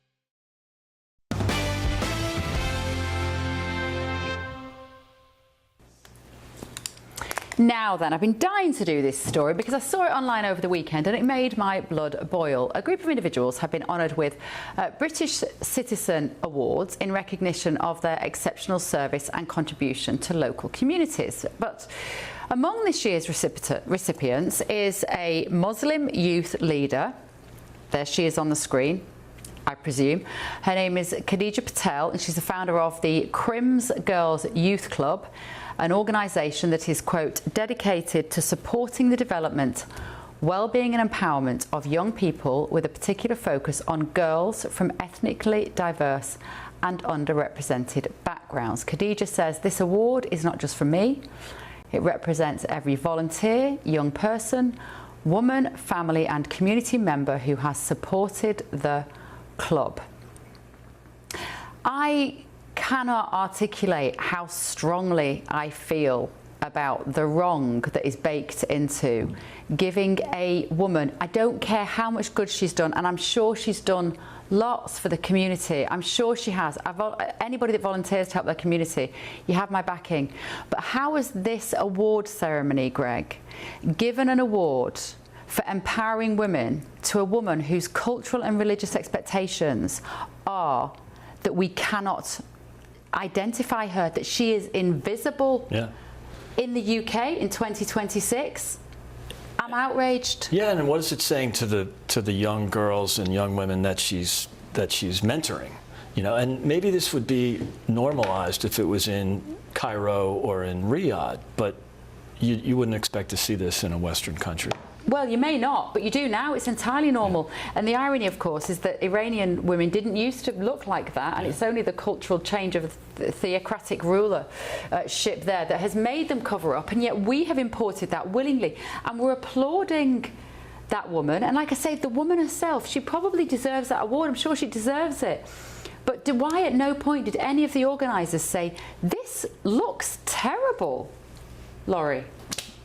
I think that the fact that people are criticizing this woman's appearance, which is what you are doing as well. I have no idea what she looks like. That she's wearing, that should have nothing to do with the incredible accomplishments. I was just reading some of the things that she's done on behalf of young girls. And I think it's incredible, and I will not jump on the bandwagon whatsoever of criticizing this woman because people don't agree that you should see her whole face, and that's somehow undeserving of her receiving this award. Does that look like a woman who is empowering other women? I find it fascinating when liberal white women are defending the erasure of women, because that is what that is. That's your opinion, Bev, and you're entitled to it. I know I am, so give me yours. Just explain to me. I just did. She can do whatever she wants. It's her religious freedom. Okay, so you come at it from the point of view that I don't have a right to tell her what she should and shouldn't look. I just said that it's your right to do that. I hope you heard me. I just said that. You're absolutely free to have your own opinion about her appearance. If she got some award for, working on hunger or some other social ill, but it's empowering women, that's why it's so ironic. How do you empower young women and young girls? Because there is nothing empowering about that image for young women, is there, Laurie? Like, I'm not deliberately looking for a fight here. I'm interested to know what you think about this, because in London or in Lancashire, in 2026, that is the image of an empowering girls movement. They've given a medal and recognising the work she's doing. Is it so? You're saying that I should be able? I think what you're inferring is that I should be able to detach that Islamic garb from her performance and in volunteering, that I should see beyond it to see what she's done. Ignore it, I guess. Is that what you mean? Yes. I think that you should, because one has nothing to do with the woman's accomplishments or what she is doing on behalf of young girls. You don't know that the girls in the group, they could be from the same community, they could be very like-minded, and they do look up to this woman. You are not the child, so you're making a lot of assumptions here. And again, you're entitled to your own opinion about her appearance, but I don't understand what a woman is wearing, how that has anything to do with the accomplishments and the service that she's providing to her community. Wow. Let me talk now to political commentator Fahima Mohammed about this. Fahima, thank you so much for joining me. You wear the hijab, but you don't. Let me just ask you, do you ever wear the full burqa in the way that we've just seen that woman wear? Well, no, because I think even that question is not necessarily relevant, because we all have choice. And, the story shouldn't and isn't really about a piece of clothing. It's about whether we judge British women by stereotypes or by their actions. Again, just like, Laurie has mentioned, if a woman has made a genuine contribution to her community, volunteered, mentored others and empowered women, then that's what, should be recognized for. Britain has never been out about forcing women to dress one way or the other. And the real freedom means allowing women to choose their own lives, whether that's a bikini, a business suit, a hijab or a face veil. And if there's evidence of coercion, tackle the coercion. But don't erase a woman's achievements simply because you dislike what she's wearing. A confident Britain, doesn't fear diversity of appearance. It judges people by character, contribution, and respect for the law. If a woman strengthens her community, mentors others, and serves the public, she should be recognized for that. The debate shouldn't be about her, her clothing and reducing her just to what she's wearing. It should really be about her actions. And, you talk about empowering women like as if it's, something to laugh about because of what she's wearing. What does empowerment mean? It actually means education, employment, volunteering, leadership, supporting vulnerable women and creating opportunities. It's not measured just by simply, the wardrobe that matches mine or yours. So again, that is actually quite... It's not a wardrobe. It's not a wardrobe. It's not a wardrobe. It's not appropriate. In the same way it's not appropriate. You say that... Who are you to say, Bev, that it's not appropriate? Someone could say that about you exposing your arms right now, but and do you know what? If we want to live in an Islamic country, I wouldn't be able to expose my arms, and I need to be free to do that. That's the point. We're not talking about an Islamic country. In the same way. We're talking about Great Britain. Exactly, my friend, and that is my point. How have we got to the point, Fahima, where a woman is given an award for empowering girls, and I have no idea what that woman looks like, and nobody knows what she looks like? Why? Because her cultural and religious expectations are that she erase herself, the absolute abnegation of self. The same rules do not apply to men. It is deeply chauvinistic. No, it's not. And she's there standing in public, receiving the award. So she's not hiding, okay? It's not a symbol of oppression. She is hiding. There is no such thing as British law that says any British citizen has to dress a certain way. Britain has a long tradition of religious freedom. You are just being really biased and a little bit, actually, I would say, against the modern feminism, which is supposed to support women's autonomy and respect women to make their own different choices. But no, you want your choice and what you feel is correct. So that's completely against British values and law. And women, should really recognize for their work. Imagine, your children are judged and you say you have teenage girls, only the way in which they dress. Either way, you wouldn't like that. So why would you do that to another woman? It's actually quite appalling from you as a female presenter with that much knowledge to actually speak in this way. Because that, unfortunately, that is the ideas of a very deeply patriarchal world. Do you think the women in Iran want to look like that? We know they are desperate to pull off their hijabs and live a free life. That is why they want to uprise against. We are in Britain. Like I said, we have laws of coercion, and we can make sure that if that is coercion, which is clearly not, then that coercion should be criminalized. Not this person who is actually choosing to wear public and recognizing an award publicly, and you can see the fact that she's done the work. You are just so limited and binary in your thinking. It's actually quite behind. It's actually non-Western. It's actually not British values at all. And to compare a country that is actually not in line with Britain is not something that you need to be doing. Let's, operate in the way in which we live in the UK. And it doesn't mean that it's importing another culture. It's to say that the UK is free to have women half naked and someone who is fully covered, and absolutely fine with that. That's the whole idea of a Western society. Yeah, but you know who wouldn't be fine with that? Do you know who wouldn't be fine with that? If she accepted that award in a bikini, do you know who wouldn't be fine with that? Everyone, including predominantly Muslim men.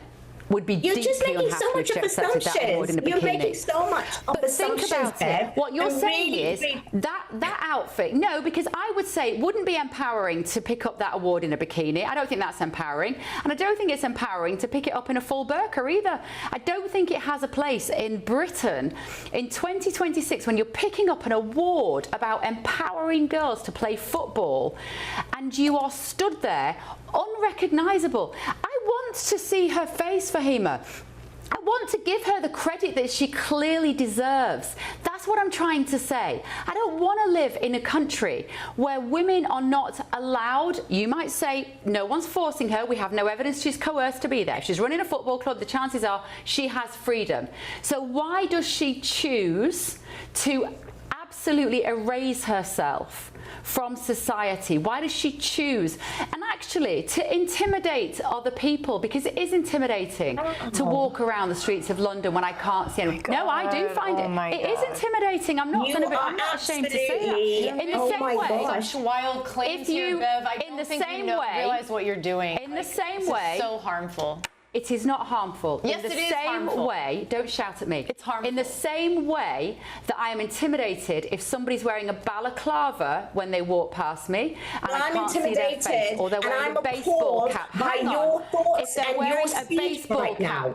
and a face mask, I am intimidated by that, and I'm intimidated by any woman who has themselves completely covered up except for their eyes, and I make no apology for that. If I walk it down the street and there's a man in a motorbike helmet, it's intimidating, and it's the same thing. Just because you would say, well, that's her religious right, I don't think she has a religious right to intimidate me, and I don't think there's anything wrong with that. It's not even a religious right, it's a cultural right, Bev. It's a cultural right that is within the law and is abiding by the UK and British, society. If you don't like it, it doesn't mean that it's actually something that is intimidating, and all those wild, weird assumptions that you have made across everything that you've just said is such a stereotypical, uneducated, way of putting across something which I think in today's society is quite appalling, for that kind of, way in which in 2026 a woman has to be talking down to another woman just for her attire. That is absolutely unbearable. I cannot believe I'm hearing this. Attire. Well, come on, let me bring my panel in on this, because I can guarantee that the viewers will be relating to the fact that I'm saying I have a problem with this. I have daughters, Michelle Donnelly, let me bring this. When I see the vastly increasing numbers of women walking down the street in London, unrecognisable, unidentifiable, nothing but their eyes. Sometimes they're even having their eyes covered. I don't like it. I don't want it to be normalised in the UK in 2026, and I can't explain it to my daughters as anything other than a sign of absolute oppression. Michelle. Yeah, so I don't think it's true to say that Bev's point of view is uneducated, or to argue that that this isn't a Western perspective. Look at the number of Western countries that have banned the burqa. There's France, there's Netherlands, there's Switzerland that have done a full ban, then there's other countries that have done partial bans, and I think this does look awful given the topic of the award, and it certainly doesn't speak to what we would all understand to mean empowerment. That all said, personally, I do believe in religious freedom, and I've got no problem with people expressing their religion in whatever way they see fit, and if they want to wear the burqa, that is up to them. I don't think it's empowering for women, and I don't think it encourages or empowerment in general in society, but if they want to do that's on them, as long as it doesn't have security implications, and security officers and police, etc., can ask for it to be removed if necessary. So I think both of those things can be true, but I don't think you can argue that this is an uneducated opinion or a non-Western opinion to say that in modern Britain should this be worn, because I think that is a conversation that many people are having up and down our country. Yeah. And like you say, there is a reason why European countries have banned them. I think it's only a conversation because it comes from the Muslim community, because historically Catholic nuns, wear religious habits and veils. Even some Orthodox Christian, women cover their hair during worship and veils across the Jewish, Christian and Muslim traditions in different forms, and we see that a lot even in the US. So, are we also rightly to reject judging all men by the actions of abusive men? It's the same principle applies here. Don't judge every woman in a face veil by assumptions about oppression. That keeps an analogy focused on avoiding collective blame, and we have to be understanding. And it is actually on education, because in this country we are allowed to remove the facing of the veil, whether it's in courts and in the banks, in sort of like airports. It already states that anyway. You do have that sort of right to understand, to identify that person under the law, and they can do that. The whole idea that I love about the West, I don't when I'm walking down the street. I don't when I'm walking down the street. And I think it's deeply dehumanizing. In the same way that I hated face masks during COVID, I don't want people to cover up their faces. I don't see it, Fahima. You might think that's funny, but I don't see it as any different. If we want to exist in the West, where we believe that human interaction is important, where facial interactions and facial expressions matter, it is a barrier to communication. It is massively a barrier to communication. And we talk repeatedly about how the Muslim community need to work harder to integrate. We have a problem with sectarian living in the UK. We have ghettoized. And you cannot chat to the woman on the bus when you cannot see her face. I'm sorry, it's a barrier to bringing down these I think the barrier is your attitude. In our society. The barrier is your attitude. If you were to try speaking to women in that sort of space, they would be very friendly, and you actually might have a different, sort of like experience, and also educate yourself with regards to how women choose, and they are very educated. I don't need to educate myself. If you see people on YouTube, you are happy to come on my TV and say what you want, and I will tell you, don't insult me, because I am educated on it. Thank you. You are insulting every Muslim women. You are insulting every single. Don't care. Mute. Look, people are missing the irony here. This woman that's in the burqa is mentoring young girls about women empowerment. I mean, it's obscene. Right now, look, I don't care what people wear. But in the same way, to interrupt you a minute, in the same way that people say Bonnie Blue and Lily Phillips are empowering women, no, they're not, and neither is this. This isn't necessarily about a religion. It's about the cultural practice, which I think is perverse in some ways. Go on. Absolutely, and look, you have other liberal Western European countries banning the burqa. There's probably an explanation for that. But look, I don't care what people wear. If some guy wants to dress like a clown, that's his business. I don't want him coaching my kid's football team.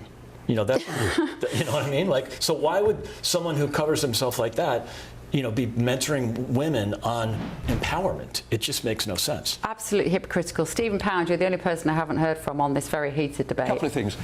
What nobody's said so far is who actually gave this award. It could be some parish council. It could be some group of co-religionists. It could be, we don't know. So whether they think it has any legitimacy or not is the interesting question. The second thing is there is nothing, there's not a single surah in the Holy Quran which says a person has to cover up in this group. All it says is that women should be modest, and that's been interpreted culturally. Now, the thing that worries me about this is, by a woman wearing that burqa, and I'm not going to go down this, Boris Johnson insulted them, calling the people with letterboxes and all that business, but it's a ridiculous. physical manifestation of separation. So I don't think people should assimilate, but you have to integrate. And by actually walking down the street wearing that burqa, you are sending the loudest possible signal that you are not a member of this society, you are not integrating with this country, and you are completely separate and identifiably separate and alone. That is a corrosive for community relations, and it's corrosive for integration, and it cannot be right. It really is.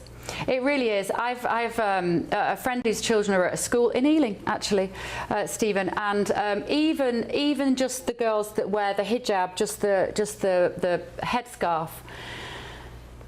I was told by one of these girls who does not wear a headscarf that actually the girls who wear the headscarves are a very powerful little group of bullies in the school. Why? Because they can be distinguished and they stick together, and about 20% of the school is Muslim girls, and they stick together and they feel the power of having a piece of clothing that nobody else in that class has, and they can come up to the school table, the canteen, and they can tell those kids to move because those 5 girls in the headscarves all want to sit on that table. And I hate that, because they should be integrating and they should all be getting on, and they shouldn't be empowered to be a bully because they've all got a certain outfit. You wouldn't let them wear a MAGA hat. You wouldn't let them wear a Nigel Farage scarf. You wouldn't like this. We have to be so careful about the division which is being created by the religious clothing that we're allowing in our schools. Anyway, it got a bit heated, didn't it? It's not religious clothing, is it? And it isn't religious. Thank you. It's cultural. You're absolutely right. Yeah. Anyway, right, I need to go and have a lie down in the dark room. Luckily, it's bedtime. Greg Swenson, Laurie Watkins, Michelle Donnellan, Stephen Pound, what a pleasure. How lovely to see you. Come back and see us again late soon, won't you? And I'll be back tomorrow night, midnight in the UK, 7 o'clock here in Washington, D.C. It's going to be a busy day here tomorrow. We've got Netanyahu and we've got Zelensky in town tomorrow. What might happen in the Oval Office? You will have to tune in here to find out. I'm hoping I'll be in there. Night-night, sleep well.